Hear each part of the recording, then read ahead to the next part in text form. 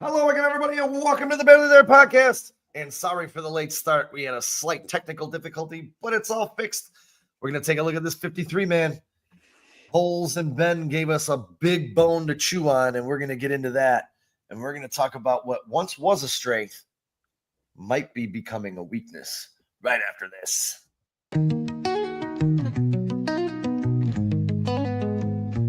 Windy City banners rocking 4 stars align. Dynasty dreams rise, Bulls in their prime. Cubs curse shattered, the victory divine. Fields be running, clock ticking on my timeline. Shot-town heroes, legends never fade. Black Hawks flying, cutting ice with the blade. White Sox diamonds, the Southside parade. 4 stars shine bright, legacies they made. Mike with the crown, air rain, no dispute. Sweetness in the backfield, Walter in pursuit. Bear down Sunday's midfield, battles cute. Chicago. Hello again, everybody, and welcome back into the show. Thank you, everybody, for joining us today. We got a lot to talk about. First off, how my boys doing today? Fantastic. Definitely not hungover like anybody else I know. I'm feeling great. Yeah, I had a great day, man. Spent all day with my daughter. We got fantasy cool. football coming up on Sunday. We got Bears in a few days here, a week or so. This is going to be, it's here, guys. Football is here. It's surreal. Days. It's surreal. Away. And we'll be there, and I can't wait to be there. Yeah. And we don't have to leave at 4 o'clock in the morning. Yeah, that's the best part. I'm not gonna lie. That's the best part. Night games are awesome. Yeah, dude. Monday night. My wife just realized it was a Monday night, and she's like, "Oh my god, you're gonna be home drunk and late." Like, yep. I don't think the parking lot's open until like 2 or 3. I think it opens 3 hours before kick. It's either gonna be 3 or 3:30. So we'll probably go down. Probably leave at 12:30. Get down there, get in the line so we can get a spot. I still haven't got a ticket yet, but we'll get one for the parking lot. We'll have to figure that out. Either that or we'll just walk in there like we belong in there. Like we own the place. What's up, BG? What's up, Brandon? What's up, everybody? So we got some big news today. A lot of news actually today. The Bears wrapped up their final practice before they get ready to start game install for week 1 against Minnesota. TJ Edwards, unfortunately, was injured yesterday, did not return. And if anybody in the chat, Bruce, I could not find anything about what body part, if it was lower or upper. I couldn't find anything and just saw that he got hurt yesterday and didn't return to practice. Johnny. Jaquan Brisker walked off the practice field today with trainer Andre Tucker after getting checked out. He took the cart back to the building. I did hear that was lower body and he did not return.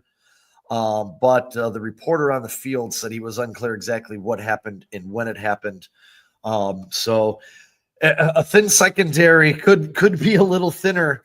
And we're going to, we kind of meshed the titles together today. The Bears secondary with this 53-man roster because the 53-man did come out and the practice squad actually came out today. Maurice Alexander, Miles Boykin, Britton Brown, Stephon Carlson, Xavier Carlton, Power Eccles, Luke Elkin, who might be a big part of this team moving forward. We'll talk about that as well. Trey Flowers, Jonathan Ford. I'm very happy he came back. Mekhi Gardner, secondary DB. Tano Pessigny came back as well to the practice squad. Jameer Cromer, don't know him. Jordan McFadden, obviously not traded on the practice squad, and I'm glad to see Ricky Stromberg, the former third-round pick, back on the Bears practice squad. And, of course, White Lightning, J.P. Richardson from DCU is in the back of the building. So, when it comes to Jalen Johnson, so let's He activated him today. They did, but there's a lot that goes into that. So, let's start there. Jalen Johnson, we all know he put together back-to-back Pro Bowl seasons. He appears to be playing at the peak of his career right now. He also garnered second-team All-Pro. recognition last year as well. What Poles said about this, and I'm going to get your opinion, guys. What do you think? He said we're pushing for it, but it's a fine line. We're making sure we're smart with it. Poles said of Jalen Johnson. He called his situation day to day. He noted that the star cornerback, was doing agility work with the trainers on the practice field this past Tuesday. He was spotted working with trainers at Soldier Field prior to the preseason game against Buffalo on August 17th. His response was, I know there's a lot of questions about it. It's a really complicated situation. It's a pretty good soft tissue injury before he ever arrived at camp. When he was going out there, he was running, doing agility work. So I feel like he's getting better. When we're going from not playing and just training football, there's all kinds of different things that can change your timeline. So we're hopeful that it continues to get better. But we also are going to be smart and make sure it doesn't turn long term as well. So we'll just take it day to day and really work with the medical staff to make sure that everything is all right with Jalen. So for me, I think this is a pretty critical distinction. Just because the player is medically cleared to me doesn't mean he's physically or mentally ready for full speed reps, especially going up against a guy like Justin Jefferson, for the love of everything holy. You got conditioning, timing, confidence, all that needs to be there, especially, like I said, for week one, being right around the corner. Not getting live reps at all could, be somewhat affect his effectiveness on the field. So for me, I guess we're going to be watching this really closely. The coaches will, us fans, us analysts, and everybody. And before I get to what you guys think of this Jalen Johnson situation, a very, very important day for all NFL teams is next Thursday at 3 p.m. That is when the first injury report is due. So we're going to get a lot of clarity, especially with these guys that aren't practicing, like Roschon Johnson, Kyle Monangai. Now we got Brisker. Now we got TJ Edwards. I mean, these are not the names I want to hear on this injured list right now. Well, boys, tell me what you guys are thinking about this Jalen Johnson situation. I know we saw him juggling on the TV the other day before the Chiefs game. So I don't know. Where are your guys' thoughts, especially now that Jaquan Brisker's banged up? He might have some problems with the defense, but he's a vet, so I can't imagine that the defense is going to be that complicated for him to pick up. And honestly, thankfully, if there's any, let's say, rust, because I think he will start, by the way, week one, but if there's any rust that he needs to knock off, look, he's played and guarded Justin Jefferson many times before, so this is not a new player. I think he's going to understand their offense because he's also defended that offense for the last few years. So I think – I don't think it's a big worry of mine. My big worry would be if he doesn't start at all. But if he starts, I think he's going to be just fine. But the scariness is he going to be there? Is he going to be available? And is he going to start? Because depth-wise, it's kind of a problem at DB, which I'm sure we'll get into later on in the show. Yeah, I mean, it's certainly not good, but as a fan, I guess I can only do what the coaching staff and Ryan Poles. You just got to take it one day at a time, right? And I know this sounds like a cop out, guys, but if you look around the league, almost every team in the NFL, it seems like in training camp is just being destroyed by injury. I mean, look at two of the best left tackles in football are now out for this season. I mean, this just seems to be something that's becoming more and more common. And I do agree that it's certainly something to be concerned about because it seems like the bulk of the Bears injuries have come in the secondary. And it's like, at what point is this going to stop? You have Jaquan Brisker walk off the field. Kyler Gordon missed a chunk of training camp. Jalen Johnson's missed most of training camp. They already lost Terrell Smith for the season with a non-contact injury.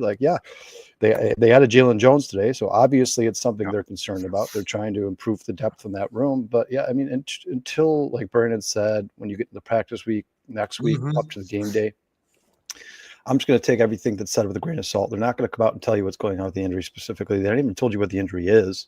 My hope is that Jalen Johnson's ready for week one. And if you guys listen to Ben Johnson's presser, he did say that of all the players on this team, Jalen Johnson kind of gets the benefit of the doubt due to his veteran status and because he's played at a high level throughout his entire career. This is a guy who, when Dennis Allen got here, he talked about how he believes that this defense fits Jalen Johnson and Tyreek Stevenson better than it does anybody else on the field, maybe and Kyler Gordon. I still expect the Bears secondary to be the strength of this defense. And I hope by season start against Minnesota week one and Monday night or in Chicago, I hope that all these guys are healthy and back on the field. But you're right, Sean. I mean, You know, it'd be one thing if they were like, oh, JP Richardson left camp or left practice today, and Amen is banged up. But when you're hearing Brisker and Jalen Johnson and Gordon, like that's not a good start for the Chicago Bears.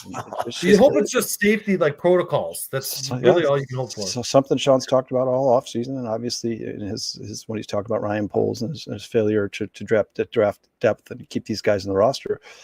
We're about to see what the Bears' depth is made of if these guys can't go week one. And what's crazy is the deepest position we have now is that O-line. Which receiver is probably, I mean, the Bears might have the best receiving room in the NFL. That's certainly the top five. Yeah.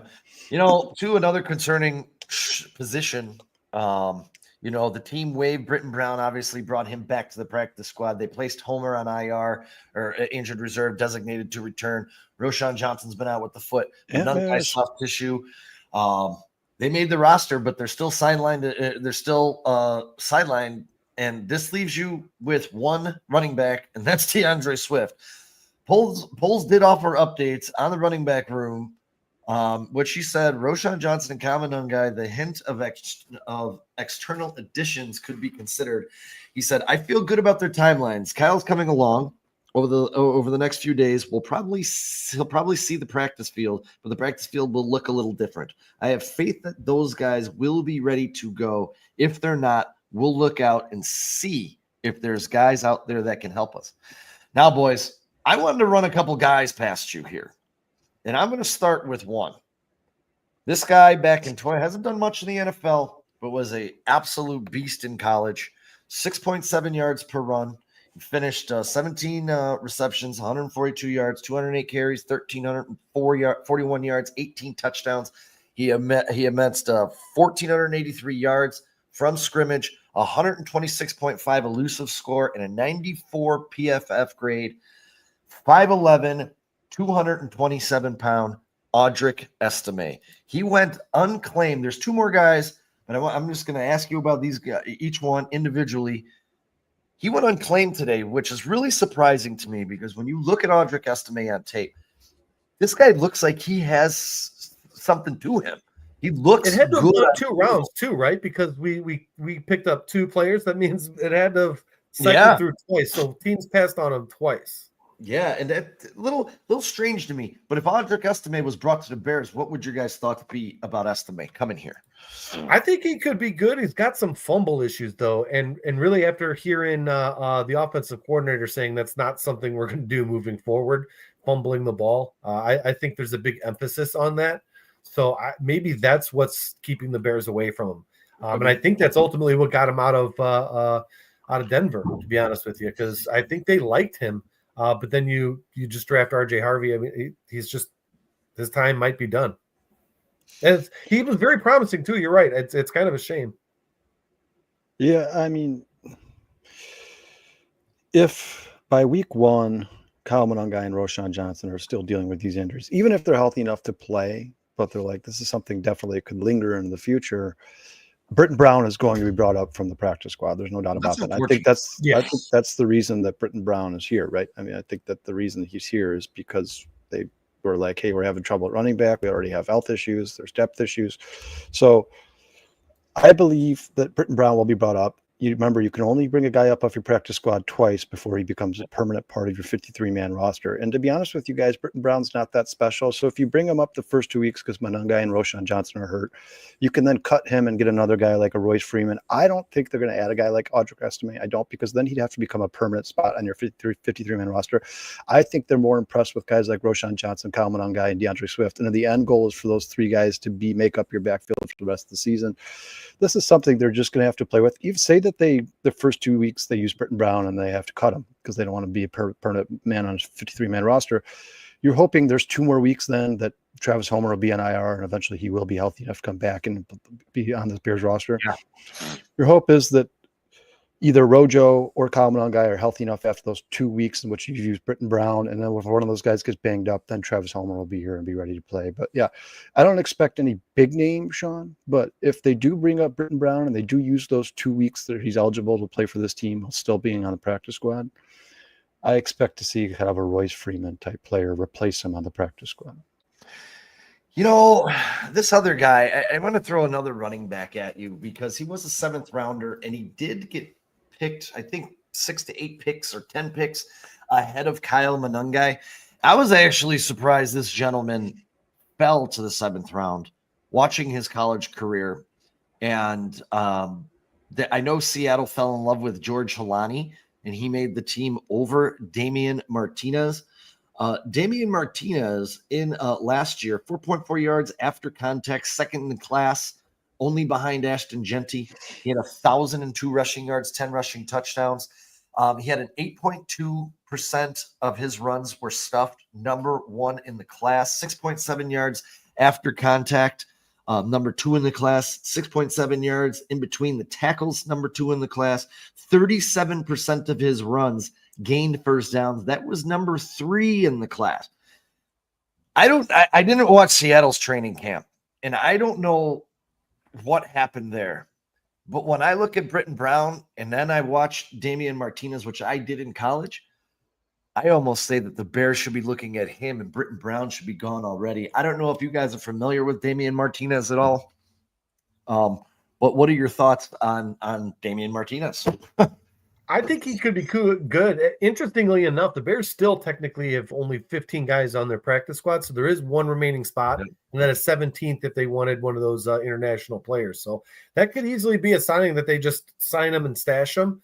Now, all players on practice squads are still available to be picked up by anybody. Just the team that they're on can counter offer, right? That's basically all it is, or let the guy go. So I think we should probably at least try one more running back somewhere because honestly, the depth right now is we only have 3 on the active roster. One guy's on the injured reserve. 2 of the guys that are on the active roster might be hurt, may not be playing. So you definitely can't go into week 1 with just one running back. It's not going to work.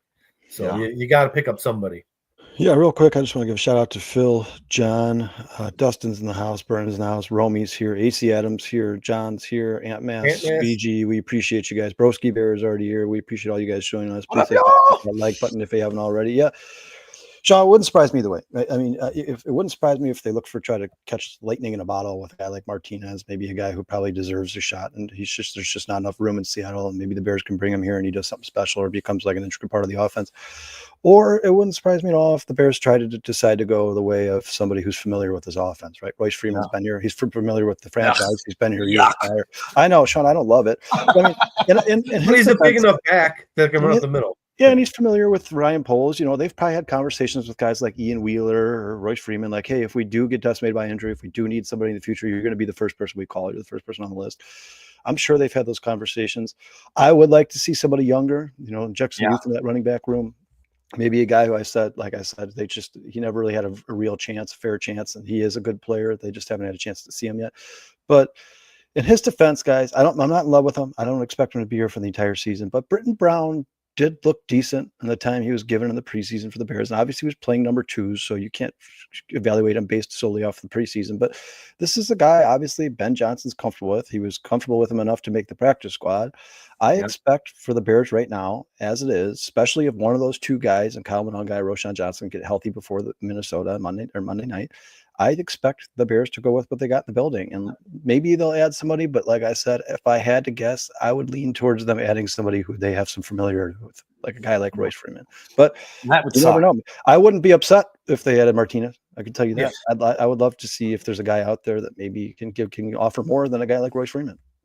Yeah, and I know you guys probably aren't. Oh, Sean, EV Warrior and Bruja in the house. Appreciate you guys joining us, man. Nice. What's up, dude? Bear down. Yeah, Bear down, everybody.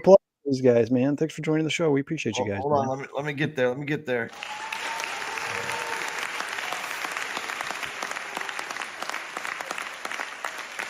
And as Bruja, Breaking News Bruce, and somebody else in the comments here, Romy all said, yeah, you guys, Luther Burden has changed his number. Yeah, he has. I forgot to do that at the top of the show. I think he wanted to do it all along.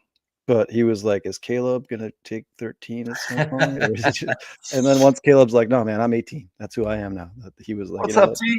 I'll take the 13. Yeah. And, at the running back position, just really quick, there's one other guy that got cut. I know this is probably a yuck for you guys. He had 444 yards last year for the Texans and the Vikings, averaged 4.3 yards per carry. 26-year-old Cam Akers. is also available. It's just for me, I started looking at running backs because, like you said, Kyle, Britton Brown doesn't really move the needle for me. He's not a guy I really care to see at any point during the regular season. I kind of, like you were saying, I kind of feel like maybe he was brought back because of his familiarity with the offense. But you still have a couple of weeks to get a running back in here, a better running back than Britton Brown. Get him up to speed somewhat just in case something does happen to Monangai or Rojo. I do feel, though, kind of the context clues that they anticipate at least Monangai being there for opening day. It's hard to tell. And I don't think we're going to know much until we start getting these regular injury reports and they have to start reporting stuff. Appreciate it, man. T, you're the man. Thank you, T. Appreciate you being here, man.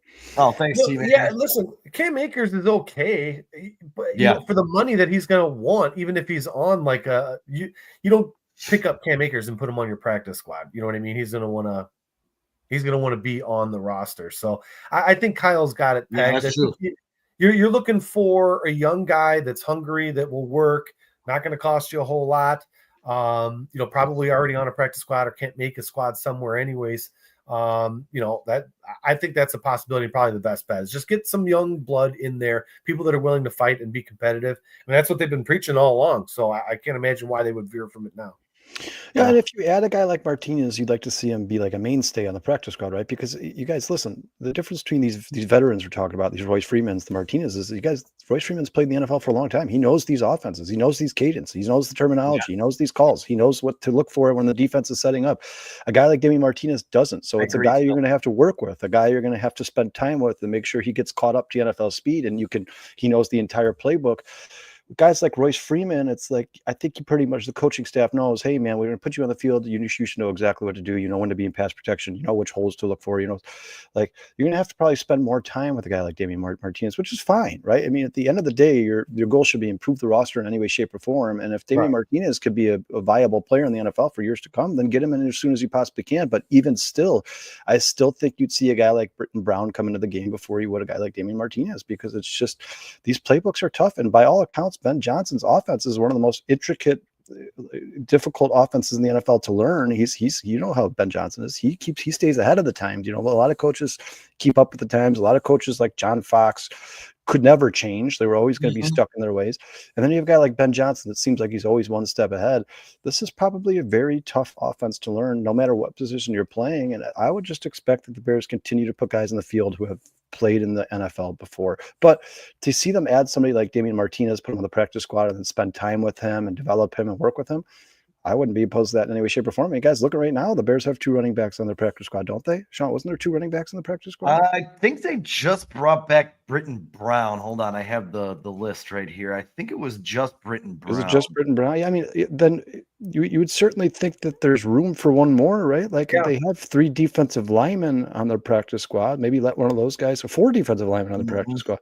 Maybe let one of those guys go. The Jamari Croma. I've never even heard of this guy. I've never even heard of that guy either.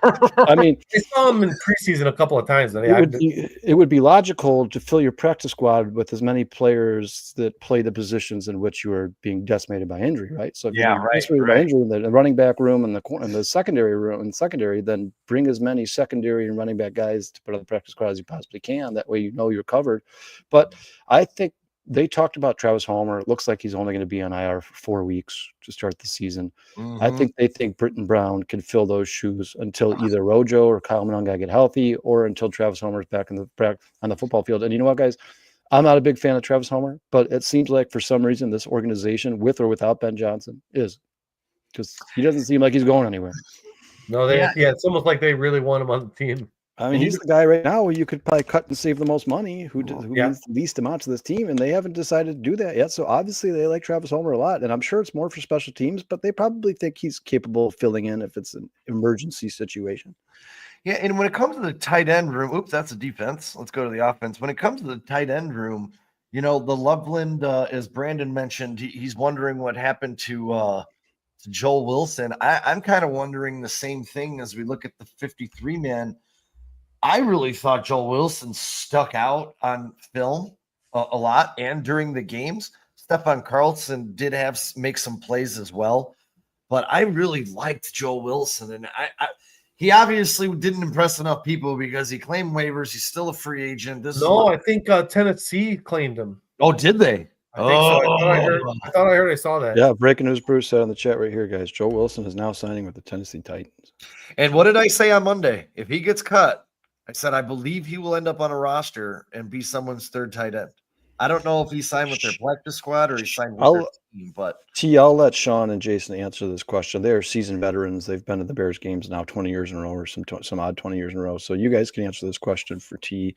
Sean usually does all the work when it comes to parking, and the South Lot is the best place, but it's also very expensive. It's becoming more and more expensive by the day.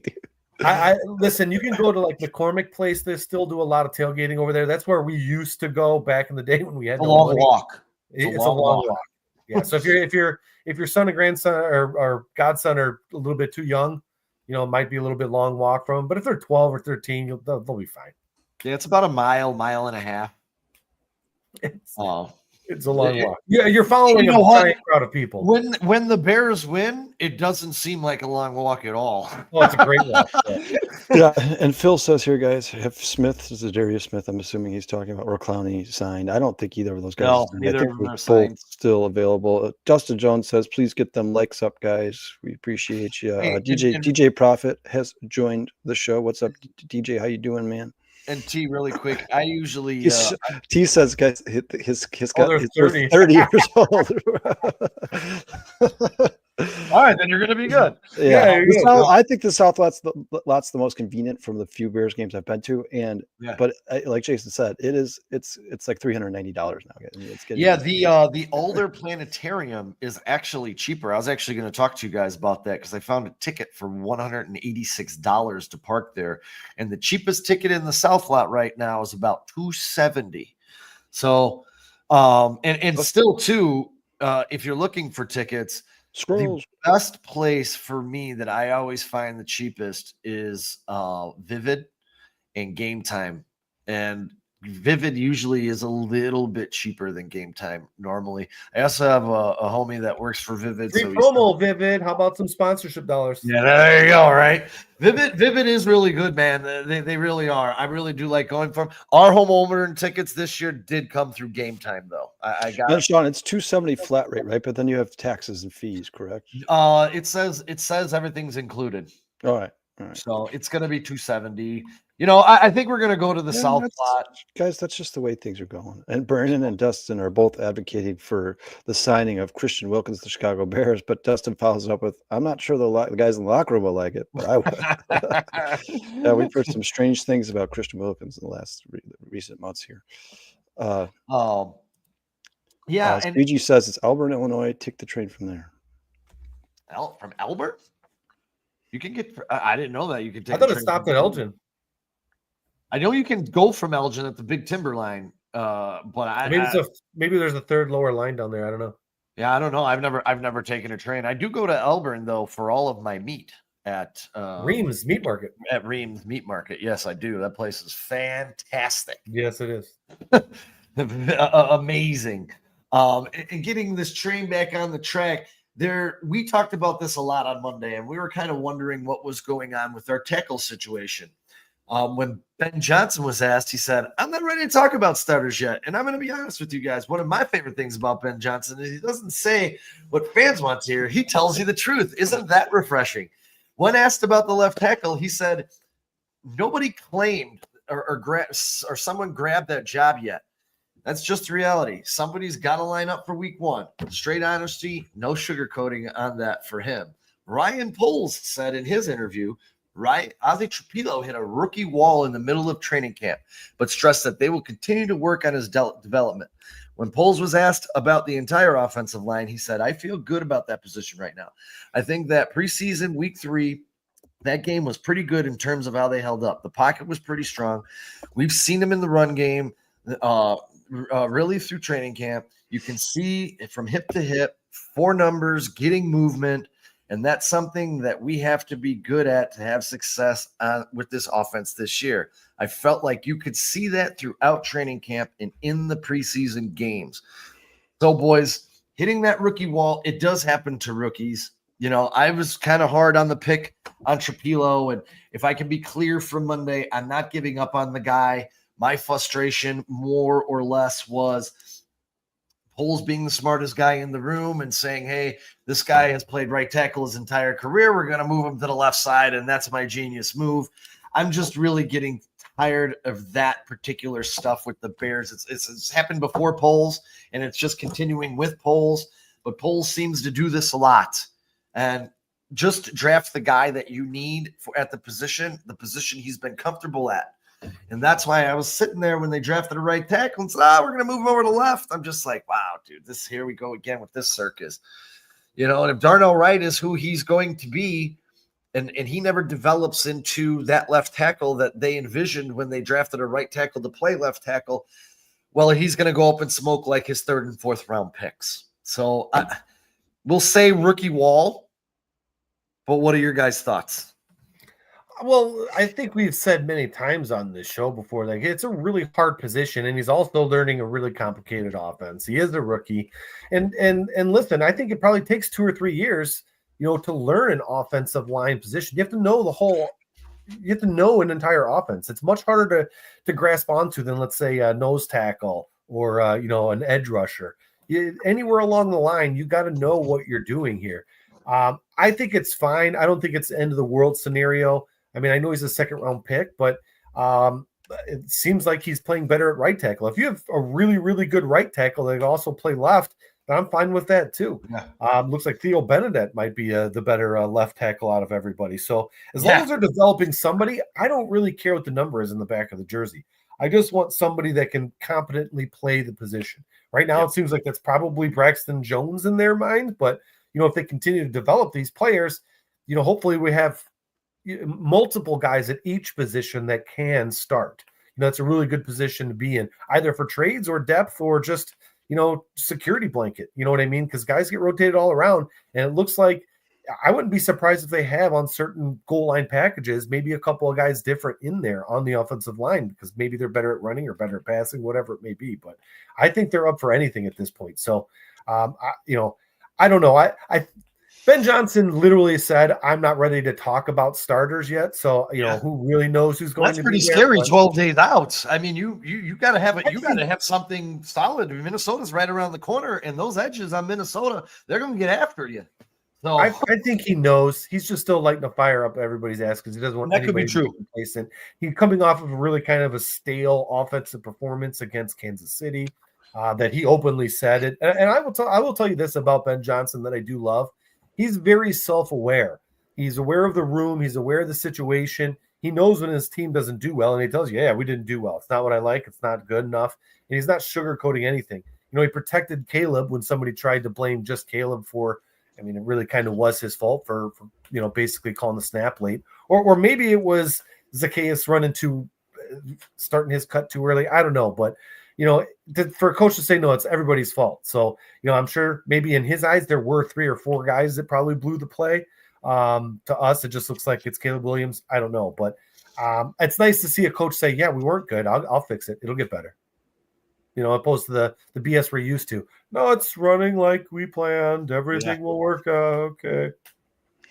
Yeah, I mean, there's so many ways this cut. We've talked about this all left tackle so many times. At the end of the day, guys, my final take. I was going to say, I think it's finally good to have some clarity because we've all been sitting here wondering what happened and why he got switched to right. And here he hit a rookie wall in training camp. I don't know. We'd like to stop talking about it. Yeah. Is that concerning to you, Kyle? Well, what's concerning to me, guys, is that we've talked about how Ryan Poles, we've criticized him for talking about how he's going to build this team through the trenches, and he basically did exactly the opposite, right? He built everything else, and then he decided to go build the offensive line this past offseason. And they still neglected the left tackle position, but now this blame's going to fall on Ben Johnson and Ryan Poles, because obviously Ben Johnson thought luxury players like Luther Burden and Colston Loveland were more important to this team than drafting an actual left tackle. We talked about Josh Simmons. We talked about killing it right now. We talked about Kelvin Banks. You guys, they had a chance to add a left tackle this offseason. They decided against it. So obviously this is their bed. They made it. They can sleep in it.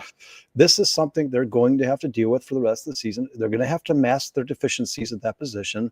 We all know what Braxton Jones is. He's an average left tackle, like you guys said. Ozzie Trapilo, it's not good that he didn't establish himself as a starting left tackle in training camp, but he's young. He's got a lot of developing to do. We heard Ryan Poles talk about he looked really good at left tackle at the beginning of camp. Then he hit that rookie wall, so we put him back on the right side so he could kind of find his footing, get back to where he was comfortable. Well, if that's the case and that's where he's comfortable, Ryan, that's probably where he's going to stay the rest of his career, right? Or at least where he would excel the rest of his career. But you never know. He could develop over the next coming years and become more and more comfortable at left tackle and at least be a step above Braxton Jones. I certainly don't think that Ozzie Trapilo, based off of what I've seen in training camp or preseason, is ever going to become Trent Williams. But like I said, guys, Ben Johnson and Ryan Poles made the decision together this offseason to kind of ignore that left tackle position. And now they're going to have to deal with it. You're going to have to find a way to mask those deficiencies. You're going to have to chip over there. You're going to have to help. I think you're going to see a lot less of Braxton Jones on an island this year than he was last year, just based off of the way they're talking and based off of Ben Johnson's offense and 12 personnel. You're going to see 2 tight ends out there a lot. Yeah. He's also going to have an all-pro, guard right by his side. So I believe that this team, and particularly the offensive line, especially with Joe Tooney at left guard there now, I don't think there's anything that could derail this season. But if there was one thing that is going to derail the Chicago Bears season, if it's not injury, it's poor play at left tackle, and it's going to hurt the development of Caleb Williams, or at least prolong the development of Caleb Williams. But at the end of the day, guys, we've talked about this ad nauseum. They're stuck with what they got. They got Theo Benedict, they got Ozzie Trapilo, they got Braxton Jones. I trust in this coaching staff to pick the best one, but I still don't think the best one's going to be good enough to start in the NFL, and that's something they're going to have to deal with all season. This is just, like I said, guys, they made their bed. They need to sleep in it. Yeah, and the funny thing is, those guys works out. That's all you can do as a fan. Just be good enough, right? Yeah, just be good enough this year, and get some help from Colston or Cole, and hope that Joe Tooney real. And I love what that reporter asked Joe Tooney in his presser, guys. I'm sure you guys heard it, but he said, would you have liked to see somebody play more consistently at left tackle during the offseason so that you can become familiar with their deficiencies, their strengths, their weaknesses, and you can learn where you need to help them? And he was like, hey, man, I'm not coach. I'm not the coach. I just play. I go out there and play. Whoever they put next to me is who they put next to me. But that is a good question. Like, if he had spent all offseason next to Braxton Jones, he could start to think to himself, all right, well, Braxton Jones isn't capable of doing this, or he's not. And I'm going to have to go help him on this play. Or he is capable of doing this, and I can leave him out there by himself in this play. Probably some fruition to that question, probably some merit there. But the Bears, I trust this coaching staff. I trust Dan Rocher. I trust Ben Johnson. The best guy is going to be on the field week 1. And I wouldn't be surprised at all if come week 4, 5, or 6, guys, that changes. Maybe when Ozzie Trapilo is a little more comfortable in this offense, or Theo Benedict's a little more comfortable in this offense, that could change. We heard Ben Johnson talk about it. But I will say this, as bad as that situation seems on the left side of the offensive line, I think they'll get the best out of it. Whatever they got, they'll have. Yeah. Well, we're gonna find out. We're gonna find out in week 1 because he's gonna have to draw up some schemes to hide that weakness. Whether it's like Phil saying a lot of bootlegs to the right side, rolling out, taking the play away from that side. Because one thing we do know, Minnesota's got some dogs on that defense, and they're gonna have to stand up. And it's gonna be a good test for a hell of a test right off. Hopefully, we're sticking that crown right up their ass on Monday, because God knows there is a. I know I'm supposed to hate the Packers more, but I hate the Vikings more than any team in professional sports. I hate everything about that organization, their fans, that stupid blowhorn in their stadium. Everything about that organization sucks. And their fans are not good fans. And real quick, guys, terrible. Real quick, guys, Bruja says, I love this comment here. He says, if this staff can coach up what's lacking in talent for a season, that's fine. Just don't get Caleb Williams killed in the process. And Nick Shelby follows that up with the Caleb haters, especially collectors. Bear down, he is him. I agree with you. I think he is clear, head and shoulders above the competition, Scott, as much as I like Tyson Bagent. Squeegee says Braxton is mediocre at run blocking and screwed the pooch when it comes to pass pro. Yeah, I mean, you guys, I will say this. Pretty good at run blocking, though. I don't know what's going to happen this season at left tackle, but I'll tell you this, guys, in no way, shape, or form, in any chance in hell, do I think that Braxton Jones is starting at left tackle next season for the Chicago. No, 100%. I mean, you're going to have to sign him to big dollars. Yeah, that's and not Braxton is just middle of the road. That's the problem. We're looking for an all pro there, which would be great. But I think a tone's got an all pro at tackle. I don't know if there's anything more important to an NFL football team outside of the quarterback than a tone-setting left tackle. You guys, do yourselves a favor. Go watch the play of the San Francisco 49ers last year with Trent Williams And without Trent, I mean, they're two totally different teams. That tone-setting left tackle, that leader of the team, that get in your face, smash mouth football guy, that guy that throws you to the ground and then jumps on top of you, he sets the tone. And we've heard the Bears coaching staff and Ryan Poles talk about physicality. Javon Dexter said his presser, the more physical team usually wins. I think that tone-setting left tackle is very important to that conversation. I mean, it's just Trent Williams to me changes the entirety of the identity of an entire franchise. He does, man. He's just a mean, badass mofo. And I know for a fact there's not a defensive end in the NFL. Yeah, and there's not a defensive end in the NFL who wants to play against Trent Williams. Not one. Yep. They don't exist. Yeah, I like this. I like this here by Laz. Hopefully, the Bears will be run heavy and successful with it. That'll open up play action and help Braxton. I couldn't agree more. I think that's the plan. Yeah, the thing that concerns me the most.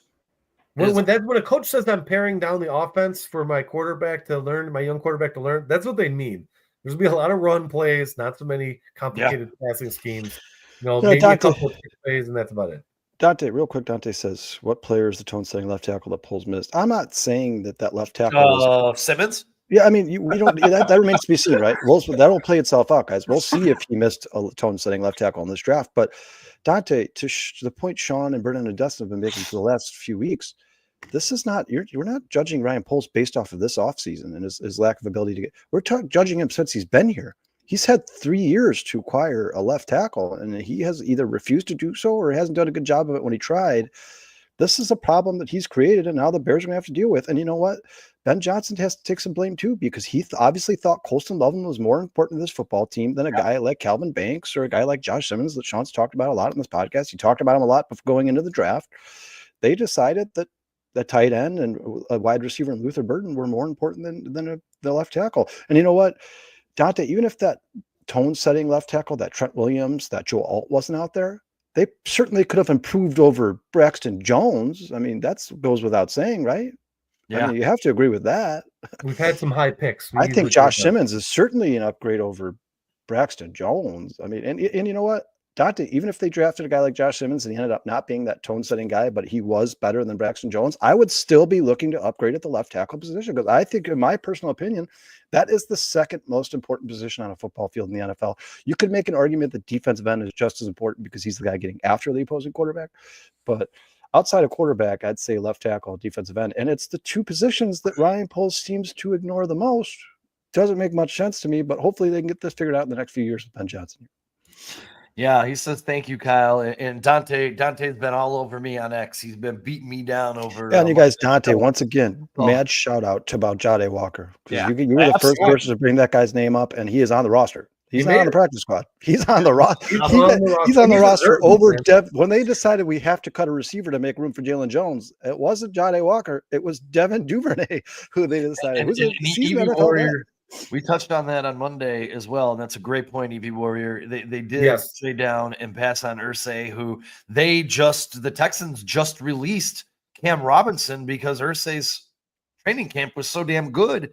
And then when he got released, and I forgot to talk to you guys when I was with you guys yesterday about this, Twitter was going crazy.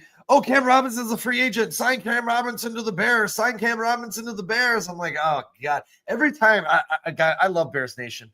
But every time someone gets let go, the Bears don't have to get that guy. Well, yeah. Plus, you guys, that's somebody's scraps. Like, they thought they weren't good enough to play. Like, if the Vikings or Texans are like Cam Robinson, they don't let good offensive linemen go. Like, he's not good enough to play for us, and we're like, well, he's good enough to play for us. You're kind of setting your standard right there, right? Yeah. Like, well, they're like, no, we expect more, and we're like, we don't. We'll take it. I mean, he got beat out by a rookie in Houston, dude. You guys, one of my favorite parts about Ryan Poles' presser today was the fact that he's like, we're not going to add as many players off waivers this year because we don't have as much room for them. We're deeper than we used to be. We don't want people's garbage. We want guys that we draft and we decide to sign in free agency and give a lot of money to. And the guys who get cut from other teams, best of luck. Yeah. Well, they're invested in these players now, right? Because they've had an entire preseason invested in developing them. So it really kind of is a hard task to develop a guy mid-season. Maybe into a special teamer or something like that. But nobody that we're going to pick up right now is likely going to be the answer we were waiting for, right? We should have hopefully done that in the draft already and in the it's like, you guys, another thing is like, it's crazy to me. Sorry, Sean, real quick. It's crazy to me that, you had a guy like Eccles in your entire offseason, right? Your entire offseason, Eccles was here. They obviously had enough faith in him to put him on the practice squad to make this to be part of the Chicago Bears. And it's like, this guy's been here for 3 months training with his coaching staff. And just with the snap of a finger, they're like, yeah, Eccles, you're on the practice squad. We like DeMarco Jackson a lot better. Like, well, then why wouldn't you have added a guy like DeMarco Jackson 3 weeks ago, like, to get him more involved in this scheme and more time with Dennis Allen? It's crazy how fast. And the Bears, to me, they're really the only team I see do this, where a guy will be with them all offseason. And then the snap of a finger, they'll be like, oh, this guy became available. You're done. Take it easy. Like, it surprises me, because you think they could have got a guy of the equal talent and made sure he was here for training camp and putting all that time in him, and just cut Eccles a long time ago. But and they know what they're doing, and I don't, so I'm going to trust them. But we're talking about third and fourth stringer guys, so I don't know. I certainly don't like what I saw on PFF. Well, DeMarco Jackson. A lot of people don't like hot garbage. PFF, but DeMarco Jackson, this guy, I think he had 69 snaps and he had 3 tackles. He's a linebacker. He's a linebacker. And really quick on the Jahdae Walker thing, Ryan Poles did talk about him. He said, making him his comment on him becoming the 6th receiver on this team. He says, we have to stay true to the competition and true to the talent, not where guys were drafted. So I'm proud of that. And then Roma Dunze was asked yesterday about Jahdae, and he said, Jahdae, you mean all day? Roma Dunze beamed. He said, that's the man. Every single day he comes in, he works tremendously hard, and he's got a chip on his shoulder, Dunze said. So when he went out there and he made plays, obviously versus the Kansas City Chiefs, offense, special teams, and all those things, let's just say this is a really awesome story, to be honest. So his teammates are beaming about him. The GM's beaming about him. We saw it on the field out there making plays. I mean, there's a meme of Antoine Randall L when he's making that side. Oh, yeah, he's like, oh, dude, it's amazing. You guys, maybe next year Ben Johnson could do the draft, and Ryan Poles could just add all the undrafted free agents, because that's something he's been damn good at. I mean, Jack Sanborn was great here. Tyson Bagent's been great here. Jahdae Walker looks like he could be a starting receiver in the NFL. Yeah. I think if he had been released by the Bears, there's a chance he'd be starting on somebody's team. I mean, I like what they said or Squeegee says in the chat here. He said it wasn't necessarily the touchdown that was so impressive. It was that toe tap catch on the sideline that was outstanding. You know what? That toe tap catch on the sideline may be the reason that Jahdae Walker is a Chicago Bear and on the active roster. That was veterans type shit. Yeah. Veterans do that stuff. So we can get into that for Laz. He'd like to know the issue with Zay Frazier. It's all hush hush, and it's an injury. It's an injury. It's an injury. I'm glad you brought that up, because if you listen to what he said, Ryan Poles, it's an injury, guys. And I'm surprised that it's some kind of. Look at his history, though. First of all, he had problems when he got signed. He was like recruited out of junior college for Kentucky, but later went to Utah something or other. He didn't play his first year of eligibility because he couldn't learn the playbook, and then had academic issues the second year. It wasn't until 2024 that he stood out and had a good year. So I don't know if they're saying academic as in this guy's just not catching on to this offense. Maybe he's got reading problems. Some of these athletes, they just make it through college and everything because they're just superior athletes over everybody else. Yes. So I don't know, and I'm just guessing. Obviously, we don't know what's going on, but they did say it was something prior to him. Yes, and he says he says he's working with the trainers and the medical team. You guys, if you see the forest through the trees, if you listen to what Ryan Poles is saying, that's an injury. I mean, to me, it's clearly obvious that he's talking about an injury. Well, this is his exact words. He said he had a situation that presented itself in a category that I would say is personal, Poles stated. As we dug into it and tried to help him out, it revealed itself as something that happened before he got here. So credit our staff for finding the root cause and what he was going through. Poles noted that Frazier will remain with the team in meetings and working with the trainers throughout the season. So he has not practiced one practice with this team. Just a very odd situation altogether. And it could be Laz, it could be mental health. It's I've never seen this before on my football team or any Well, football and I know because of, but because it happened before he got here, they don't have to report anything. that's They don't true. have to do anything. Right. It's a non-football injury. It's like the same. It's the same reason that we've seen guys in the NFL list before. This is something like for Jalen Johnson. You know why they didn't have to tell you what part of Jalen Johnson's body was injured? Because he didn't do it at the facility. He did it at home. It's the same thing here. I think it's an injury, guys, and I'm not. Maybe it is a mental health issue or something like that. But the fact that he said he's working with the trainers and the medical staff, like, well, if Yeah. it's a I mean, would the medical staff be involved in a mental health issue? Like, wouldn't you have them working with like a I'm guessing they psychiatrist? hire Or a doctor or a psychiatrist. yeah, I'm assuming the team has one, right? I'm assuming every team has a somebody, at least somebody available to the players. I'm not saying he's in the Right. building, but they're like, hey, if ever you do Alonzo need to Spellman? decide to go, Yeah, Alonzo that dude needed Spellman, one Bruja? bad. Walk around naked down 90 or whatever. We still don't know why Roquan Smith missed those 2 weeks of his rookie season. I think that Yeah. had something to do with mental health, or maybe he was being punished and they just weren't telling us why. But I don't know. Sean, I agree. This is the strangest thing I've seen since I've been watching. Two, I mean, Kyle, we Never had seen Zach it like- Pearson, on-field reporter, who is neck and neck with the team on Monday on the show, and said he's tried to get some word, and the Bears were like, sorry, we're not talking to anybody about this. So it must be something extremely personal, and obviously something they don't. I have a feeling it's going to get out sometime during the season. There's always some kind of snafus by somebody somewhere. Someone slips a note underneath your yeah, or, windshield. these NFL players, their families want the same fame that they got, so their family comes out and is like, "Stop making fun of Zay and his Maybe he broke his ruptured testicle." like, Yeah. like, I don't know. I'm not going to speculate, but from what I don't see why else you'd be working with a medical team unless there's either you're out of shape, like severely out of shape, or you have some sort of injury. That would be the only things I could think. I would hope that if it's mental health, they would be paying for like a psychiatrist or so, I don't know. You guys tell me if you think I'm crazy, but what I got from that was injury. That's what I took away from that. It could be a medical issue that he just thinks is personal. Like, for some reason, this blood clotting thing seems really common in sports nowadays. They get these blood clots in their lungs and things like that, which is a non-football injury, which they could classify as, hey, this is personal now. Where are all these blood clots coming from? I don't know, dude, but I've heard it like 3 or 4 times this season. Zach Wheeler on the Phillies out for the year with a mystery blood clot. Pitched all season. Now he's got a blood clot in his right shoulder.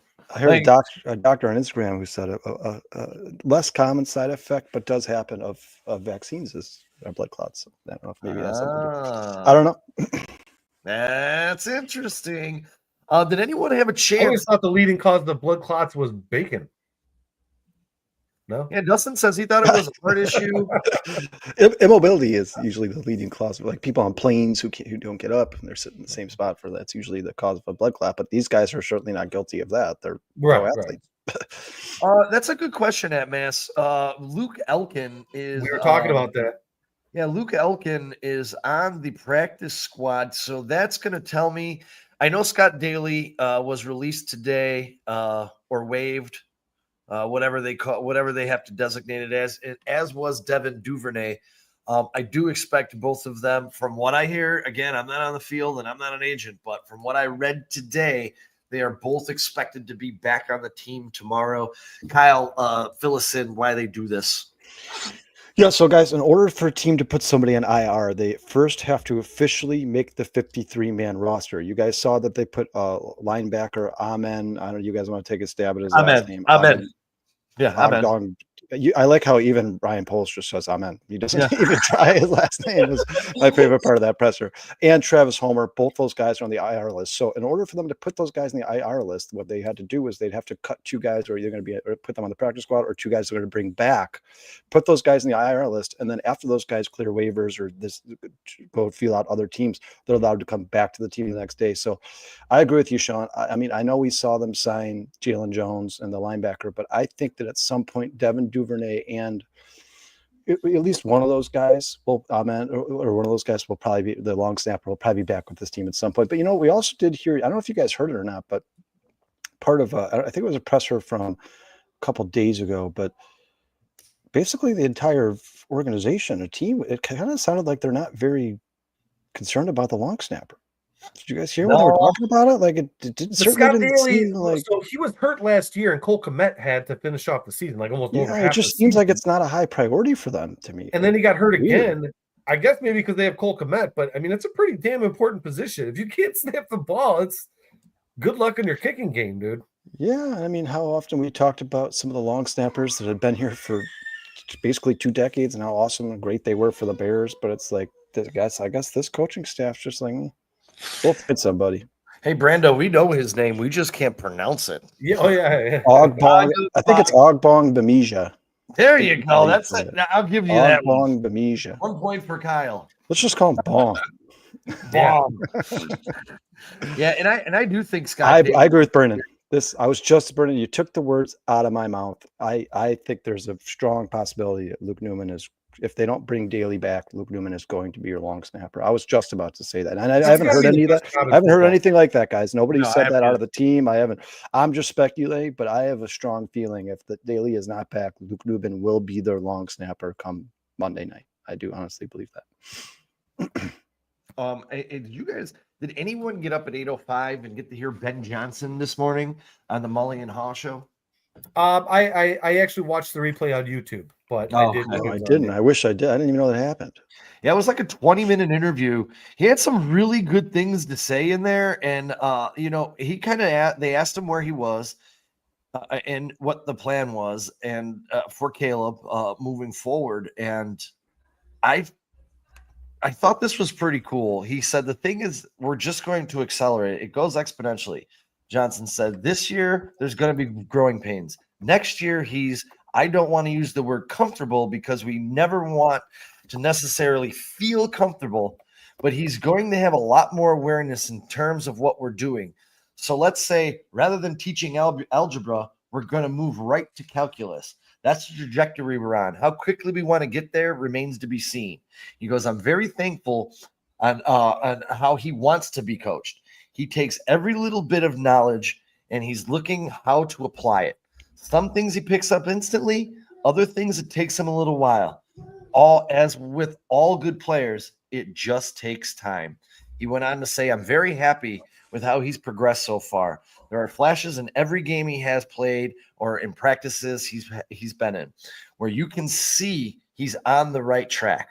The standard has been set. The bar has been set high, and he wants to be one of the best top 5 quarterbacks in the league, but he wants a long-lasting legacy. So we're going to coach him that way. I just want to ask you, how does that make you feel about Caleb Williams, Smith? It makes me fine because this is basically his rookie year. Because I mean, I don't want to say you got to just throw out everything that happened last year, but if he wasn't being coached, this is his first year being coached by an NFL coach. Yeah, you know what I mean. And you know what? Oddly enough, on the Bears website, there's a little segment called "Old School, New School" with Mike Singletary and TJ Edwards. Mike Singletary tells a little story about his first year and a half. He got drafted and didn't know how to watch film. He was watching film and he kept telling his coaches, like, man, I'm not seeing anything. I'm just seeing the game. I'm not seeing anything. And he kept watching and kept watching. Said one day he was actually in the film room crying, and the DB coach came by and asked him what. And he said, listen, don't worry about it. Keep watching. It'll click for you. And he said, like 3 or 4 weeks later, he started seeing all these little movements and foot positions and everything. And he said it was almost like a light bulb went off and everything made sense to me. He goes, that's when my career took off and I was able to start identifying these offenses. So what you really hope, I mean, Mike Singletary is an elite level Hall of Famer, football god, right? So if he's having problems with that, you're hoping that this repetition, because they keep telling us reps matter, reps matter, reps matter. I'm hoping that eventually this will just click sooner rather than later, but I'm hoping that this just eventually clicks because he's got the right staff behind him to coach him. So when it does, I cannot wait for it. I mean, as a Bears fan, but as a football fan, because I think the kid could really be special. So hopefully it happens around like week 6 and we destroy Washington. I don't even care if we go 0-4 the first 4 weeks, but I really don't want to lose that Monday night game against Washington. I really, really don't. that Tuesday is going to suck if we do. What's up, Ron? How you doing, man? Anthropology's joined the show. Thank you guys so much for being here. We appreciate you guys. Please hit that like button. Carm's a genius this year. Please hit that like button if you haven't already. Please hit the subscribe if you haven't already. Sean, can you see what's going on with Facebook there? Is there any way you can? We're losing Facebook. Facebook is having some kind of it says they're having trouble streaming to Facebook right now, so we're losing our Facebook feed. We didn't have X on Monday. Technology, bro. I don't know. Yeah, Sean, when it comes to Caleb Williams, I like what Ben Johnson said there. I mean, first of all, you guys, it's like, remember Josh Allen's second year, Bills fans wanted him out. People just absolutely despised him. People were making fun of the Bills organization and the GM for drafting yet another bad quarterback. And look what he's become. He's the best quarterback in the NFL. I believe that he is the most important player in the NFL to his team. I agree with you. This is a process, guys. You're talking about one of the most prestigious leagues in the world. Jason's brought it up many a time. 0.0000001% of people who play football in this country make it to the NFL. It's a tough sport, and it's a big playbook. And you're talking about Ben Johnson with one of the most confusing, intricate offenses in the NFL. This is a process. I will say this, guys. Based off of his rookie season, the preseason, and training camp, I don't know that I know a ton more about Caleb Williams' ceiling. But I will say this. I do know a ton more about his floor. Yes. I do. Yeah. Caleb Williams last year was probably his floor. Is very good at innovating, creating plays on his own when everything breaks down. Caleb Williams can make every throw in the NFL. We know that, right? We've seen him. We've seen him make every single throw in the NFL.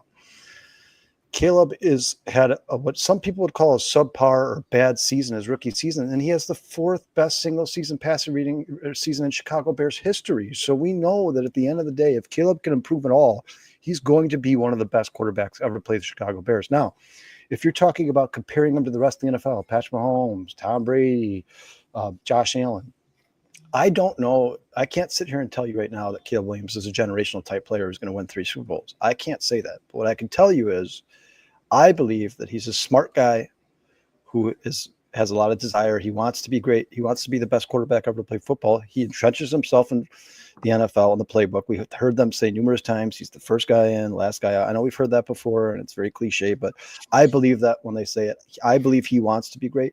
And I think at the end of the day, if Caleb's willing to put in the work and he's a smart guy and he can learn, the sky's the limit. But I will tell you this, the floor for Caleb Williams, to me, is the best quarterback ever played for the Chicago Bears. Yeah, if he has like a 10%, 15% increase in stats, he's by far and beyond the greatest quarterback we've ever had. And that's a small too, in that interview, he really said, man, it's going to be a struggle. He goes, but if we keep progressing the way we're progressing, come December, January, we should be playing our best football. Ben Johnson's coming into this saying, hey, I know this is going to be a rough year, guys. I'm not sure. Like, we're not going to be good to start, but if everyone keeps doing what they're doing and buying into the system, come December, January, we're going to be playing like one of the best teams in the league. And the thing that sucks about that is, man, are those last eight, the middle 8 games of this season, holy crap, are they tough. And that's not really where you want to learn because, man, it is where you get Baltimore, Pittsburgh. Well, Sean, maybe it is. Maybe it is.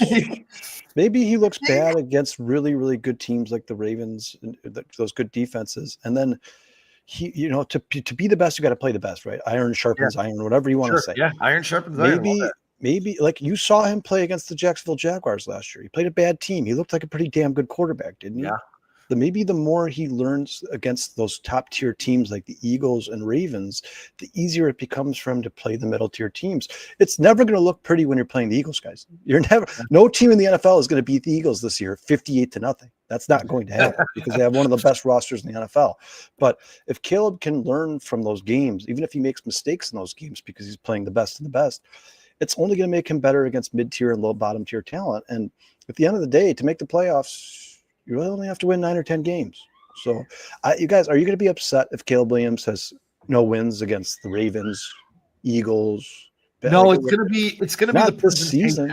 No, it's going to be the presentation. How I want to be involved. I want it to be close. I don't want it to be 60-0. But I like the point here that Dustin makes is perfect for everybody talking about it. We're not 100%. Saying Caleb is the best, But look at the improvement this preseason from last preseason for Caleb. It's noticeable if you're able to acknowledge it. It's a very salient point. If you just take a step back and don't look at it like you're a fan, you can see the guy playing better. He's still making mistakes, but he's playing a different game.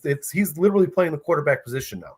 Yeah, and you know what? I am so glad that Bruhal brought up this comment right here. He says, Caleb's not alone out there. You guys, my favorite part of Ben Johnson's presser, not even without question, my favorite part of Ben Johnson's presser was he was asked by one of the reporters in the room, how do you fix Caleb Williams' slow starts? You know what Ben Johnson's immediate response was without even thinking? He said, it's not Caleb. It's everybody. We're not here to point fingers. This is a team. It's the coach's fault. It's his teammates' fault. It's Caleb's fault. It's everybody's fault. Caleb is not getting the Bears off to a slow start. The Bears are getting the Bears off to a slow start. Yeah. This is something that the entire team needs to fix and adjust. And that's part of the process. We're all learning, and we're all learning together. And Joe Tooney said it numerous times throughout his press conference. You guys, this is a process. Very rarely do teams get new coaches, new systems, new players, and everything just falls into suit. Everybody's playing perfectly week one. That's the exception to the rule. That's not the rule. You're not going to see many Jaden Daniels in the Washington Commanders. At the end of the day, we've talked about this 1,000 times. Sean, Jason, you agree. At the end of the day, I don't give a shit if the Bears have 7 wins or 12 wins. I mean, I would prefer they have 12 wins and make the playoffs, but at the end of the day, by week 14, 15, 16, 17, 18, is Caleb Williams running this offense with authority? Does he look comfortable 100%. In the pocket? Is he working within the structure of Ben Johnson's offense and then finding times to use his athletic ability and his God-given talent to extend plays and make things like did you guys hear Ben Johnson say one of my other favorite things he said? Did you hear him say he's got something for the dramatic? Caleb Williams is like, it seems like it's always dramatic with Caleb Williams on the field. Every play seems like there's some drama involved. Like, I think that he wants to find a balance between that guy, the hero ball guy that we saw at USC his last year, 100%. And the guy who you saw against the Buffalo Bills, who stood in that pocket, played within the structure of the offense, hit anticipatory throws, timing throws. Right. You want him to be the Tom Brady type quarterback, a flair for the dramatic. Thank you, Dustin. You want him to be that Tom Brady type quarterback where he runs the offense within the structure of the system, but you also don't want to take away that God-given ability to improvise, to play outside of when everything breaks down. You got to make a play. That's what makes him special. You don't want to take it away. Yeah, and I think right now what Caleb's doing and what Ben's doing with Caleb is trying to find the balance, right? Like, hey, Caleb, you can't have a 50-yard play, a throw on every play. That's not going to happen. Sometimes you just have to throw it to the feet of the running back. If we call a screen and it breaks down, you just got to abandon the play and move on, live to die another day. And I guess I got to point this out, guys, because, we started to see some evolution of Caleb through a bad offensive coordinator and coach last year. And if people remember, it was late November. The Vikings were kind of handing it to the Bears. And one Caleb Williams led this team back in the fourth quarter and got that game to overtime. Now, the Bears didn't win, but it's just the resiliency. It doesn't matter the win. The win doesn't matter to me. It's the resilience. I agree, and that's kind of where I was getting to this, because they did lose that game 30-27.